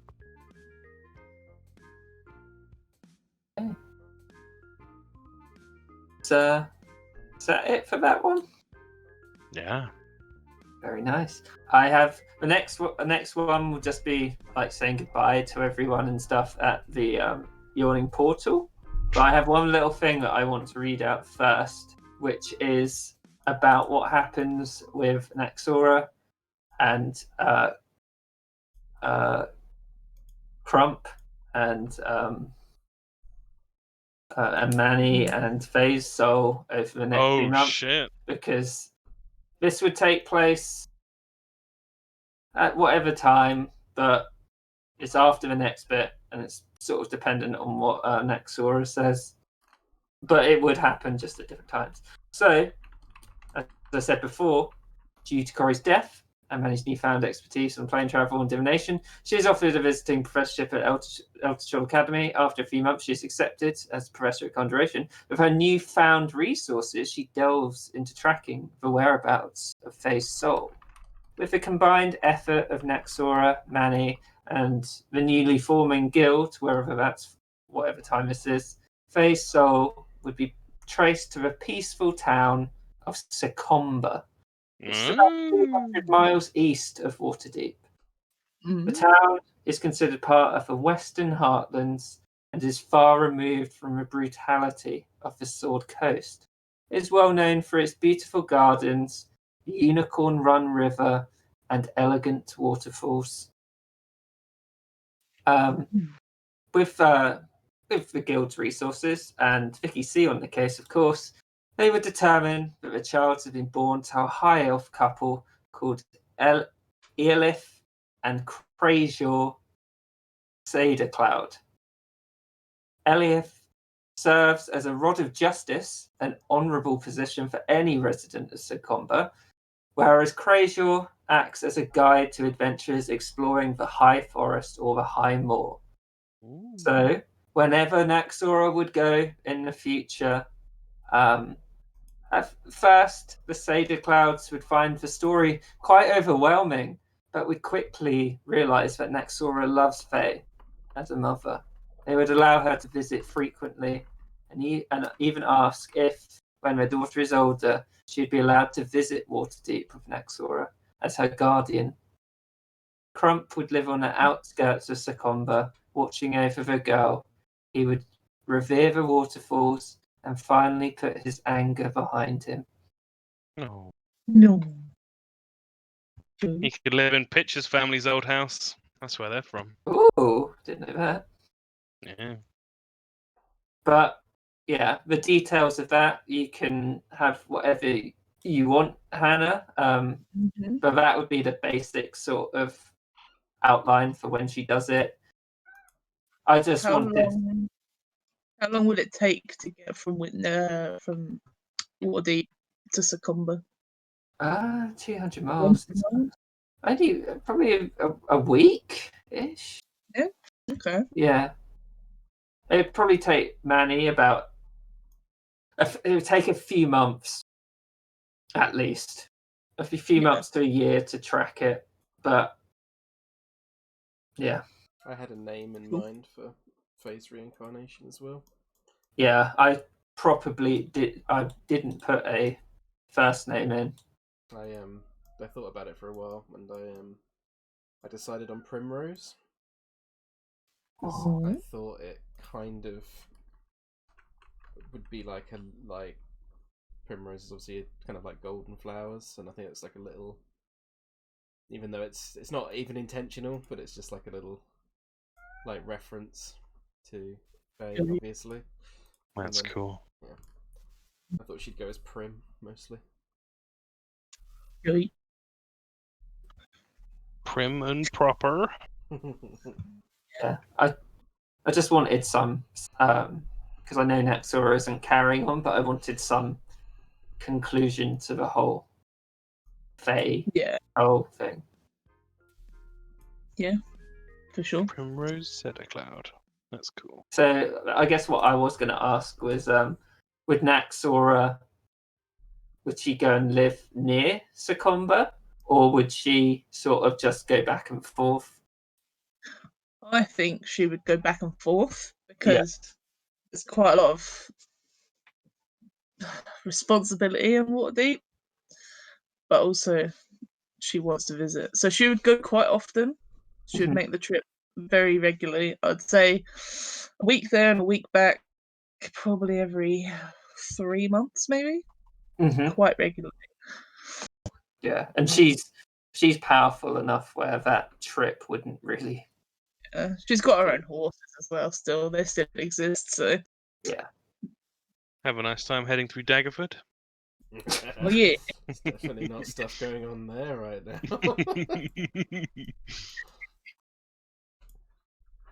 yeah. But yeah, no, not live there. She'd rely on Crump for most of that because if he's living there, then yeah, she'd leave most of it for him. But yeah, Crump would 100%, like with what he has, get a sending stone to keep between you and him, so he can keep you updated on it. nice. And she can cast sending as well, Mm. so it's even more. I'm assuming, I can't remember whether you said that the family's aware of Crump as well. Yeah, they are. But There's a creepy orc watching our kid. well, he's more like no fuck. I was going to say old Ben, but it's like old Ben's crazy. But I assume he'd go with Naxora initially, and Yeah. Yeah, he wouldn't like always see her. He would just be making sure. Yeah. Yeah. And you'd say to the family, wouldn't you, if you're in danger, go get Crump. Yeah. And occasionally you'd see him bathing naked under the waterfalls. Oh yeah. well, no, Primrose fell down a well. Get Crump. Yeah. Right. So I'm gonna go get some tea, but I'm gonna move us over to the yawning portal, and then we can choose what to do from there. Back where it all started. Here we are. Yeah. Jeremy Swinglebert in his rightful place. No, it's not in his rightful place, Tom. Jeremy Swinglebert's he's Belvedere. Yeah, he's my Belvedere. Belvedere's true name's actually Belvedere Swinglebert. The best name ever. Oh yeah, Tom, have you told Lewis yet about Terry? Oh, she has told me. No. Oh, he's- Yes. Inform me No, of who yes. Terry is, but As in the fact that he's part of the Billy Bonbonbiere dynasty. Oh yeah, no. Brilliant, brilliant. He's Thierry Billy Bonbonbiere, Pierre's brother. That's so And we came up great. with a load. We came up with a load of weird rhyming names, didn't we? Tom? Oh, But that name was so good. Who's the granddad, the cool one? a stare. To No, stare no. Billy Bonbonbiere. Was it Dare? Oh, wasn't it like Solitaire, Billy Oh Bonbon? yeah, Solitaire. Yeah, I think Yeah. Esther was the dad. Yeah, Estelle was the dad, and then Dare was another cool one as well. Yeah. And he's got a sister Oh called my Claire. god, would they be? Oh yeah, Claire. With that last name sounding very Frenchish, would they originally be from Cornwall? Oh my god, yes. Yes, maybe. Which means fucking Terry the ship falconer could show up as a cameo in a Cornwall. Oh no! His brother's just like. It's like he was a great knight once. He could have been a purple dragon knight. It's perfect. Yeah, Amazing. it's perfect.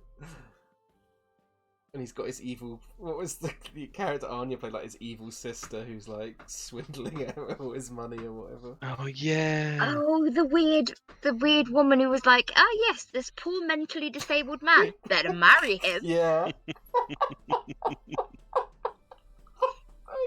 I can't remember what her name was now. No, me neither. So long ago. Yeah, Billy Bum Bum Beer. Oh god. Oh, the good old days. Thierry Billy Bon yeah. So I love that. perfect. It's That so works great. perfectly It because works it's a so French good. name, and then he comes to a non-Frenchy place, and they're just like Thierry, Terry. Yeah. There you go. It's so great. I love it. Mum calls me Terry because Thierry's too hard to spell. Kieran, we've got some canon for you to implement. What? We decided, or happened? Anya and I had an interesting conversation. We've decided that Terry the Ship Falconer is the younger. Actually, I don't know how we did that, but he's part of the Billy Bombier family Oh god. who are implemented in this world as a noble family in Cormier. Oh, so we're gonna miracle it.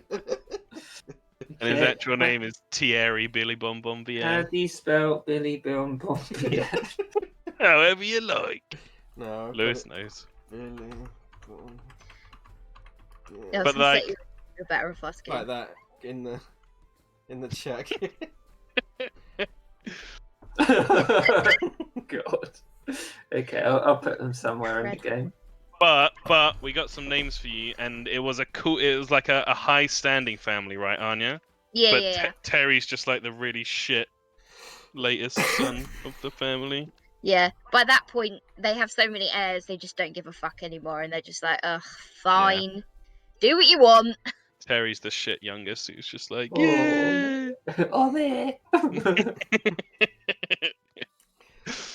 Mom, no one turned up for my birthday party again. Right, so we'll start the scene off, and Lewis, put your guy by the door, please. Oh, yeah.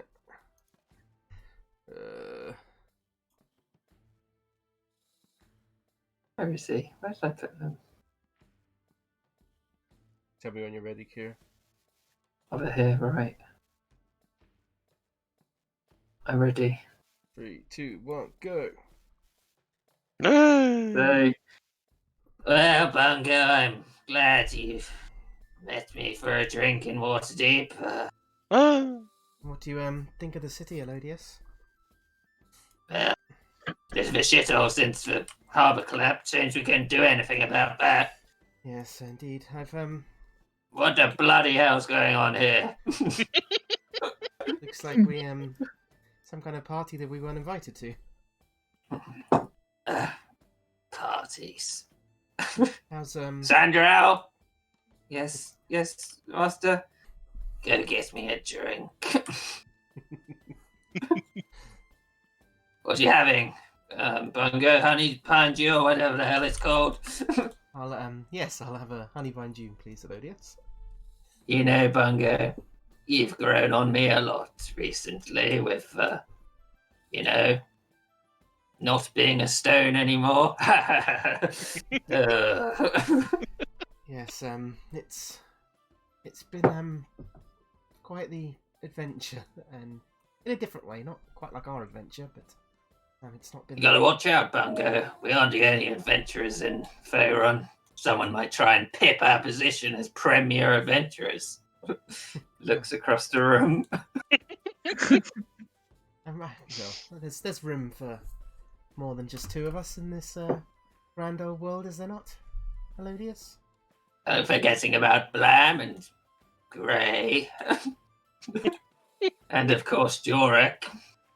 I look forward to seeing them all again, and of course, when mine and Natala's wedding, I assume that Have you got my invitation? Yes, I'll be there with bells on, Bungo. It's the tradition in Bogton, you know. I still need to visit Bogton. All the stories you've built it up so much. I'm still Well, so Bungo. curious. Puts his hand on Bungo's shoulder. It'll be better than you ever imagined. Bungo just like chuckles and then So we'll move over to the other characters. Amazing. Who are those weirdos? That's the Elodious' arrows, Master. Bungo Goodbarrel and Elodious Quinzel. Ah, right. Are you going to They flap about them, get autographs and all that stuff, or is that just for Mr. Millstone? I did that last time I met them. They look deep in conversation. I don't want to bother them. When was that? Mr. Goodbarrel was at the Oh, fucking hell, what's it called, Kieran? Caravans. the Caravans Festival, and Oh, Mr. right. Quinzel I was here once before. drank, didn't I? Mm-hmm. Yes. What you was the did. Caravans Festival like? Was it good? It, It's Manny. it was really good. I've been a few times before, but this one felt particularly special. I've always wanted to go. We'll have to go next year. Mm-hmm. I look forward to it. Yeah, Manny, you could drink some of those guys under the table. I know what you halflings are like. Big guts for big beer. Am I right, Ross? And he goes across the room. He's like, what, Vicky? Yeah, you heard her. Are you and Miss Roswith an item, Mr. Cordell? An item of what? Like Mr. like Davy and Balin. Are you together? I was never quite Hang on. clear. Do one for good old times. Well, you know, Maggie. She's technically my secretary, but it's not a weird power dynamic, you know. Definitely not. I know it's well, if anything, she took advantage of me. I'm the one who hasn't got a brain. You do have a brain, Vicky. You just. She looked at Mackie. You just hide it. I just couldn't help myself. I saw your portrait. Yes, Mackie. We're an item. You know how these things go. You're flowing down the road one day, and then you're like, I need a secretary, and then you're like, well, you know. Looks around, He just smiles. takes a and says, drink. I'm very happy for you, Vicky. Yeah, Manny said she might try and get her reinstated at the academy. And Manny's like, I'll try, Vicky. Yeah, but she did punch that guy in the face. It's like, yeah, but who hasn't punched a guy in the face, you know? Am I right? He's kind of right. Yeah, she hasn't actually told me why she did it. But I assume it was, you know, jovial. Looks at Manny and she's just like shaking her head. Maggie's Maybe just not. looking back and forth between them awkwardly. Langston wants to lean back to Dernan and What? say, how does it feel letting the young one take the reins? And nods over to Dahlia. Well, she's not going down the portal, Langston.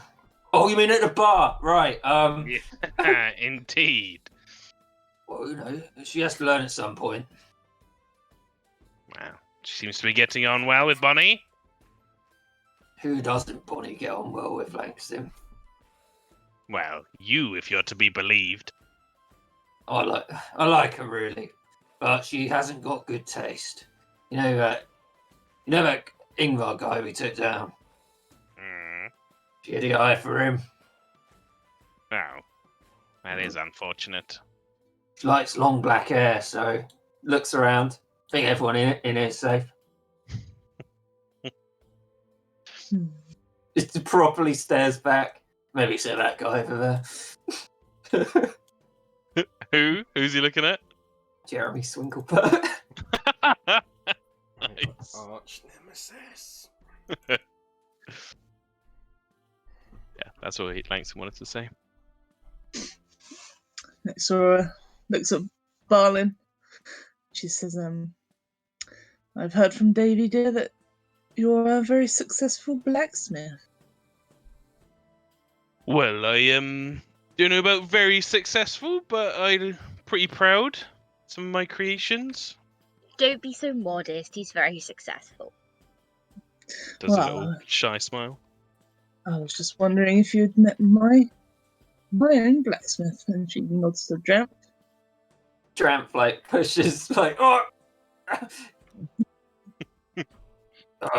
Tramp from Jindrash. Pleasure to meet you. Heard about Balin. Yep, go on. Heard you made a set of dwarven plate. Balin Bulwell holds a hand out. I can imagine them doing the fucking Arnie and Dylan. Yeah, they're like The blacksmith biceps, just like, ugh. Yep, dwarven plate, you know, it's important to challenge yourself every now and then. Well, that's a real challenge, isn't it? You know, do some work. Maybe you could teach me a thing or two. Well, always happy. It'd be nice to work with someone. I ain't seen you in retail. Sure. I'm Naxora's personal blacksmith. All right. I Indention didn't. with a knight. Sadly, I didn't do the runes, but they are beautiful. Probably no repairs better than I do then. Do a bit of trades work. You show me some battle repairs skills, and I'll show you some of the more creation side.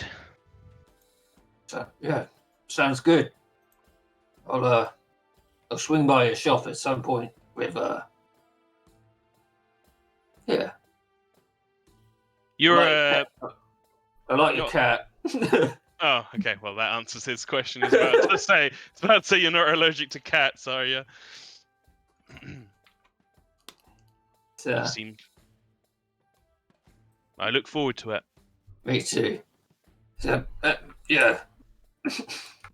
Oh. Davy leans over the table and grabs Barlin's hands and is like, oh my god, I'm so excited! You're getting recognised. He seems nice. I'm glad you two had something in common. Perhaps you could help each other. No, I appreciate that. Michelle's no Naxora, sorry. Oh, either one is fine, dear. Well, you are a knight. Don't want to be losing my manners. This is personal company. This is not my nightly duties, dear. You can call me whatever you like. All right. Dramp is part of what guild? The guild of Master Splendid Order of Armourers. Would you be a part of that as well, Barley? Kind of assume he would, right? Yeah, he'd at he least would. he'd have like a subscription or whatever. Yeah. Oh, I am. Don't go along to the meetings much nowadays, but gorgeous George and all that, right? Indeed. I was just wondering if you knew.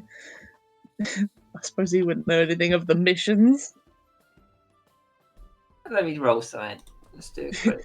See if it gets. You would have heard of. Oh fuck! Because you're a dwarf. Not Thornhold. You'd have heard what happened to the Grudgehold.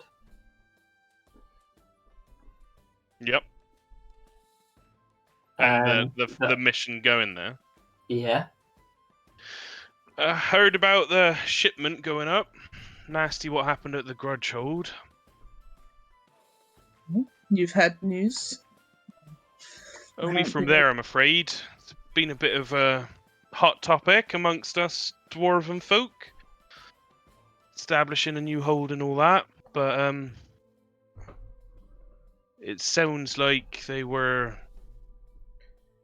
holed up. They lost a lot of their folk to orcish attacks, but I believe the convoy moved through and provided some salvation.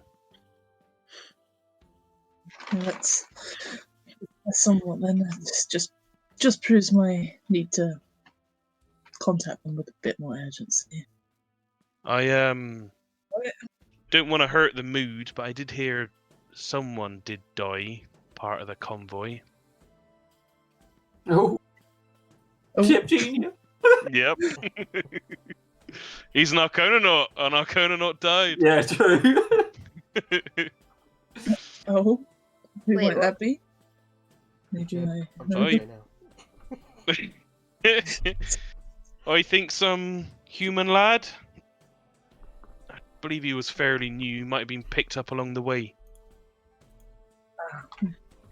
Perhaps. They picked someone up. What? That All was I really- got is from the grudge hold itself. When they got there, they had some extras in tow. Not the original. Well, the original stack of them, plus a couple more. Bumped into human family or something like that.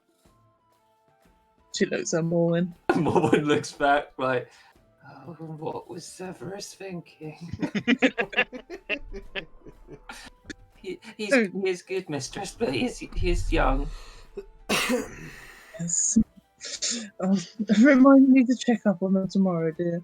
I will, mistress. I'm sure they're fine. Other than that, Thank you, Barlin. Information. No trouble. I mean, like I said, they went on through. They helped out. And apart from the poor lad, I don't believe anybody else took a hit. So, apart from that, all's good. That's partially good news, at least. Like slightly awkward. So, Anyway, how are you two, well, Davy. baby? I think we're very good, aren't we? Very, very good. Yeah, things are going well. Sits there awkwardly. Mackie would turn around and be like, They got me my own room, Miss Shazar. It's Oh, significantly bigger than the one at the workshop. I didn't realise you were moving in. Oh, I assumed Davy had told you.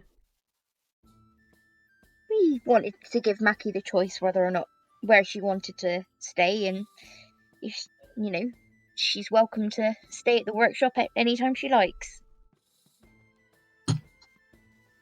So you can have a choice of two at least, yeah. They also chose to adopt me.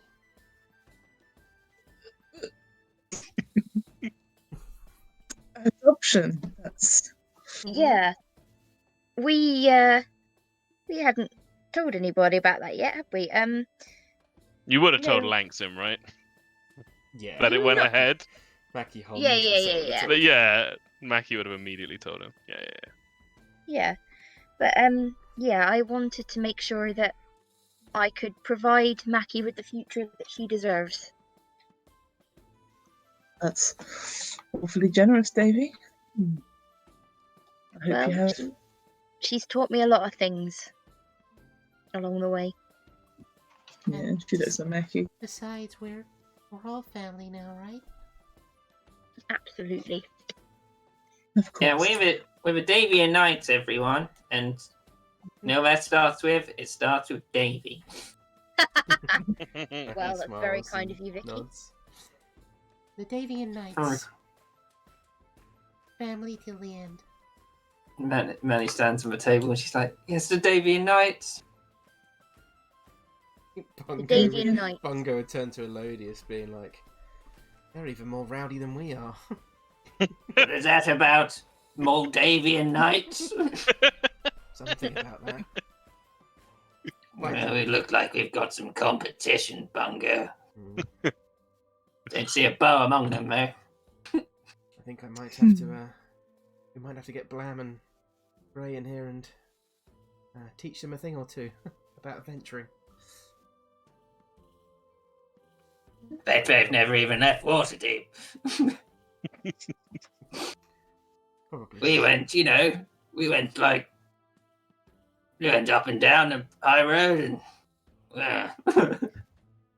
All the way from Fandolin. We went to somewhere made of cheese!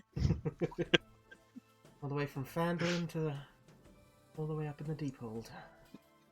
Unless we'll probably get called up to that bloody mountain of Jorex at some point. I haven't heard from him. I'd imagine so. Feels like all so long ago now. Well, think how it feels to me, Bungo. My memory's going. My legs don't work. I'm pretty sure you could still, if you wanted to, shoot the strings off that bard's lute, and he looks over to 3 strings, sitting right here with one eye closed. So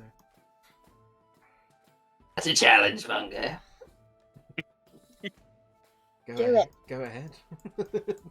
Okey dokey. If Elodius kills 3 strings, I'm not responsible. Elodius stands up on the bar. He's like, Bungo, help me up here. He sort of steadies him slightly. He stands on the table. He's like, everybody, I'm not aiming to kill. I'm trying to impress my friend. Dernan reacts. Dernan looks over. He's like, fucking adventurous. All right.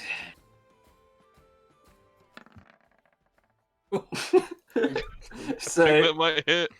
Elodius is just sitting down on the bar, and Sancho's like, Master, don't cause a scene. And the arrow flies across the room. 3 strings is just like, and that's the tale of a 1 string. And then as he says 1 string, the string's blown off, and he looks down at his lute, and he's like, fuck. I give up. Bungo can't. You can play on alone, Swinglebert.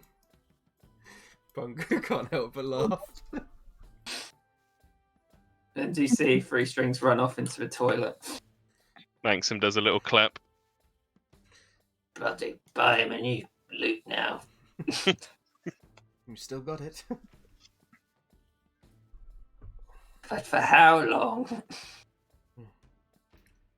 I'm sure you'll go out on your deathbed with an arrow through the ceiling. What I want to happen, Bungo, is being up in that tower in Tressendar, and some bloody big bastard blows it up with me inside. That'd be a good way to go. I mean, I could, yes, Obviously you wouldn't be there. That's the whole point, Bungo. But save everyone else. Ah, yes, I see. Well, I don't know the premise, but I'm sure if anyone's listening, they might have a few ideas. I just think of all the Looks over at Fryer. all the work you put into rebuilding Tressendar, and to see it destroyed so quickly again. What a shame.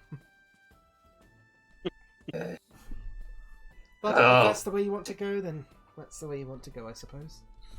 I've got to do that Squire's Day soon.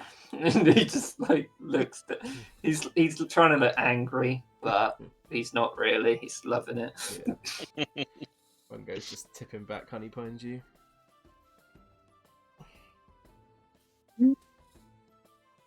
So Mackie, Yes, are you gonna be a knight? I am. I'll certainly try my best. So looks around. Don't suppose anyone would like to escort old Vicky C up to Helm's Hold one day. Of course. I've never been beyond Waterdeep though, so I wouldn't really be able to show you the way or anything like that. I'll come too, Vicky. I think we could have much more relaxed adventure than, well, what we've done already. He's like, yeah, got to take this dagger. He takes it out, looks at it, like, shouldn't get that out in here. Me Puts and it away. me and Davey and Ballin were talking about possibly visiting the Great Library in the South, Candlekeep. Like books and stuff. We thought there might be some inspiration for Davey's next novel. Well, I mean, books and stuff. That does sound more. And he his eyes like look over to Manny. He's like, I've been meaning to travel there, Mackie. I could come with you if you wanted. There's some text. Of course, we'd love you to come with us. Well, you don't want to be the third wheel. We could have our own little adventure. I've got access to the library. I'd like that a lot. And Morwen was telling me she finally finished the book. She did? She did. I need to ask her if she liked it or not. I'm sure she liked it, right? I mean, he couldn't. Mm-hmm. She used to side eyes Langston. She just kind of looks over to Langton's Morwen. just like, She kind of looks over to Morwen and then sort of sneaks out of her seat, and she just makes her way around, and then it's like, Hi, Morwen. Hey, Mackie. I heard that you're going to be a double knight or something. Something like that, yeah. I don't think we've quite worked out the details yet, but I'll do my best. Manny said you finished Night of the Night Rider. I did. It was gripping. I couldn't believe the part when there's that magic beanstalk and David Willoughby went up. Mm-hmm. The section with David Willoughby was quite inspired. Saving Buster Cherry like that from the giant in the sky was just I thought it was, like you said, very gripping. I wonder who he based Buster Cherry on. I'm convinced Davey based it on himself, but you know, I think he's too modest to admit that. And Ross just looks over like, are you talking about Davy's book? Mm-hmm. Have you read it? For part of it. Did you like it? He looks at Trump.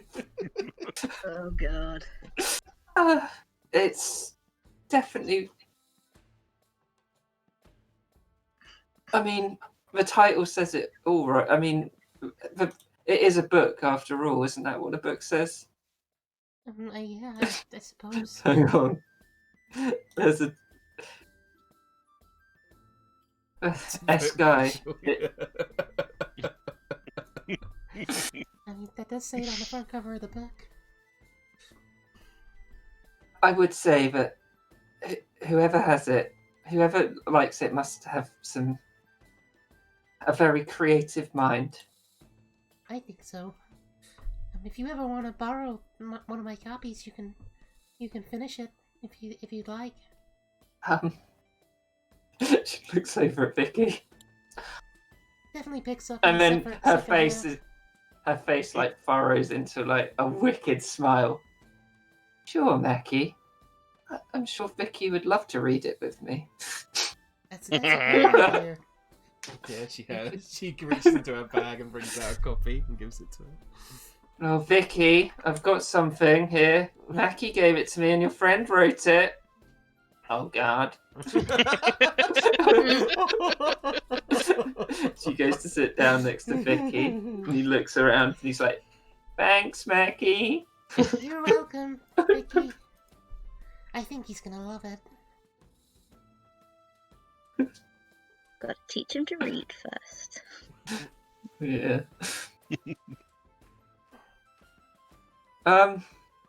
Is there anything else anyone would like to do? Stay here forever. I think Thingy has to come in at some point, Liz. Okay. I think you have to drag him Yeah. out. Oh wait, hang on. I've already got him dragged out. Sorry. Wait. I put him on the gym there.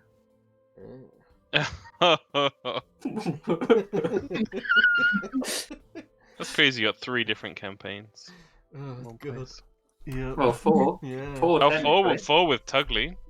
Yeah. No, 5 with Fryer. Wait. 1, 2. Oh wait, 3, am I being 4. steepy? 2, Yeah, 4. 3, Oh yeah, being steepy. 4. It's a one-shot set thing. Oh, true. Yeah. Over here. Yeah, I think Yeah. Kieran's solo Glundil campaign that he plays in his spare time. Yeah. That's happening as well. That definitely happens. You can feel it. Yeah, Tugly would march on in like, Oh, arch nemesis! Jeremy Swinglebert's back once again. Can't be having this. Imagine Elodius would just turn around and be like, What the fuck looks is at Panga, that? what is that? And you see a Fry-Up stand up, he's like, well, if it isn't the little man himself. Oh, it's Big Man Fryling. Yeah, Fry-Up. Fry good up, shot. that's it, yeah. I remembered. Bungo would turn around and look to Elodius and say, "Oh, that's one of the bug snappers from they got a family back in Ampvale. They're a strange bunch, actually." Yeah, but you know, it's pretty good, isn't it? Big fry up. Yeah, well, that's a pretty good little Tugly, and he's going to go and pick you up. Yeah, he just He starts He carrying lets him over.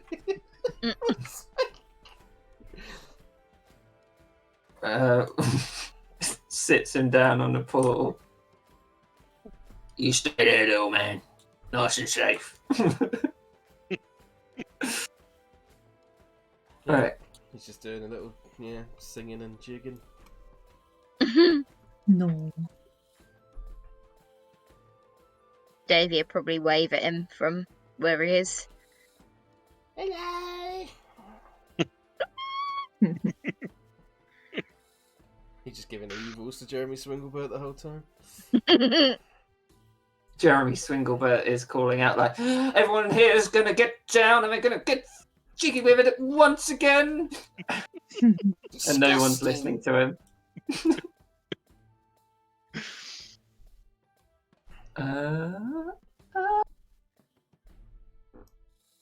No Balor. No, he's too contentious. He'd be in quite a He might good mood. pick. He'd be in a very good mood. But he might be in too good a mood and Barlin will fucking kill him. Yep. Me and Tom arranged that behind the scenes, by the way. It wasn't me just being a dick. Yeah. Can confirm. He can turn up if nothing sets off. He ain't gonna set anything off. He's gonna be in a great mood. I want to know what Dahlia's doing. Dahlia is running around like a headless chicken and getting everyone drinks. And she goes over to Mackie and she's like, Mackie Brightwater. And she hands out her hand. It's nice to see you again, Miss Dahlia. Dad told me what you did. It was pretty awesome. Well, we all did our best. It was a team effort. Well, Did you know your dad was a strange Batman?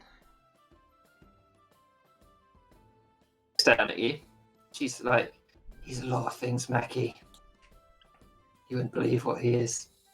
He is also a dick. I'm sorry to hear that. But Yes.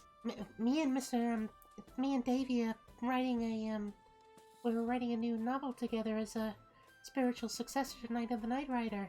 Thought you might be interested. Oh my god. A sequel? More of a spiritual successor, but yeah. Not a reboot. And she's like, when do you think you'll get it out? I don't know. I've never written a whole novel Do you before. think But Do you think I can see some like pre-written some material before? you can come to our place after this. Well, if I you want. don't want to spoil it, but you know, I do. But I did have some ideas about how I wanted some of the characters to go. I mean, you know, you spend so long reading the same book over and over and over again, and I'd you love to just hear your ideas. We've been mostly having just brainstorming sessions at the moment. So if you wanted to come contribute, I'm sure Davey wouldn't mind. I definitely will. Don't you worry about that. But maybe I should give the ideas to you first, and then you can approve it through Mr. Millstone, and then you can come back, and then I can come round, or something like that. Oh, okay, that sounds good. I was going to say before she mentioned Night for Night Rider, but she leans in and she whispers, "He's not just Night Pain. There's a group called the Red Sashes, and he's the head of them too." He kind of looks over, like, impressed, and he's like, I didn't know. He Said seems that you weren't kidding when you said he was a lot of things. he said that I can't join, but I'm going to sneak in. Good idea. Maybe I'll sneak in too. I don't know, Mackie. I think it's a bit above you at the moment. I heard you're going to be a knight, and you know. And she like holds out her sword. It's like I've still got a lot to learn. True. I look forward to chatting with you. Yeah, I'll go and get all my notes and collate them and color code them so it all makes sense. Damn.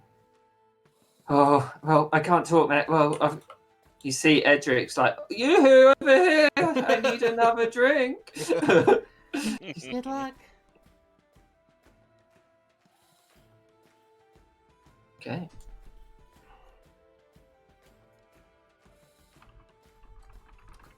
See, Sandrell goes to sit down next to Bungo, and is there anything else anyone wants to do? I feel like I want to say something, but I don't know what. Everybody, I'm going to have an alcoholic milk.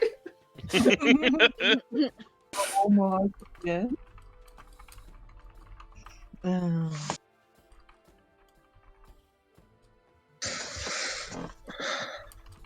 Vicky would just like, "Everyone, I have an announcement to make." Why does everybody love standing on tables? Because it makes me feel big, Langsim. Oh no, you're not big enough standing on the floor. I'm so sorry. I just want to say thank you to everybody. You've been swell. What else was I going to say? Looks down at Manny. Gestures.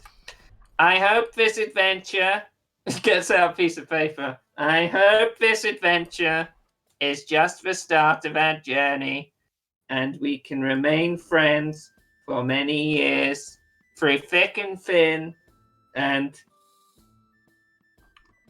I can't read that one, but yeah. Sits down. Well said, Mr. Cordell. I heard you made a man, Langsim.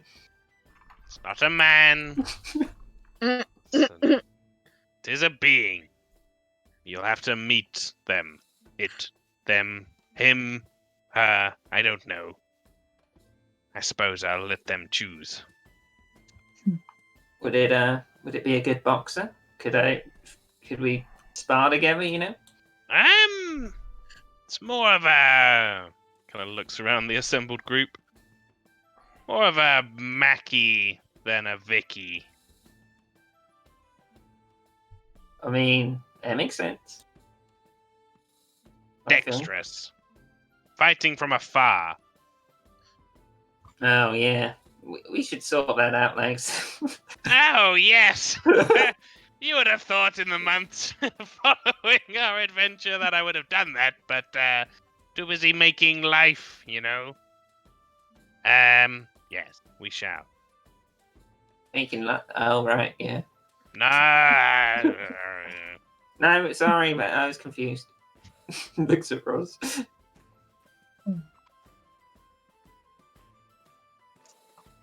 So I will say something. Is anyone else going to go first?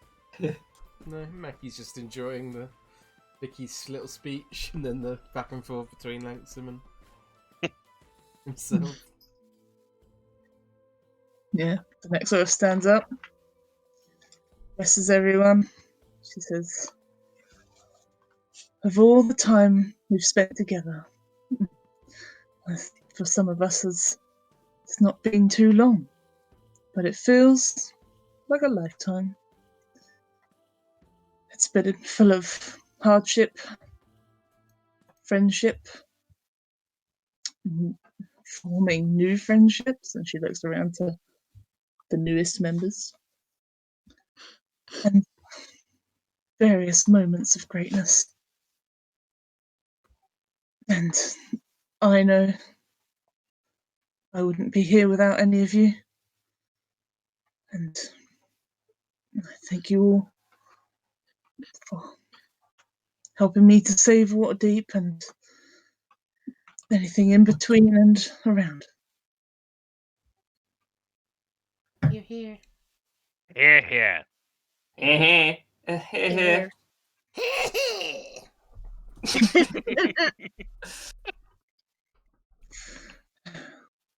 Bonnie, I'd like a wine. Oh, that's Oh, awesome. I've been saying for. She goes back, brings over a pint glass, starts pouring the wine into the glass. Tell me when, dear. All the way to the top, yeah. All right. Turner said to save this one for you. It's a special vintage. Well, you knew right, dear. You know, go easy on it. It's not quite like milk, but you know. And also, it's been lovely having you all in the yawning portal. When you first walked in here, I was like, look at them, fucking hell. But I've got kind of used to you, and well. Looks at Tugly. Oh, I don't recognise you, though. But, yeah, feel free to come back anytime and, pay up. Thanks, I think. No problem, Davey. I'm fully expecting a troll to come out. Oh, not that. You just wreck it. Yeah. That'd be the point. It'd be awesome. Too many rounds, man. Yeah, it would be horrific. Yeah. Oh.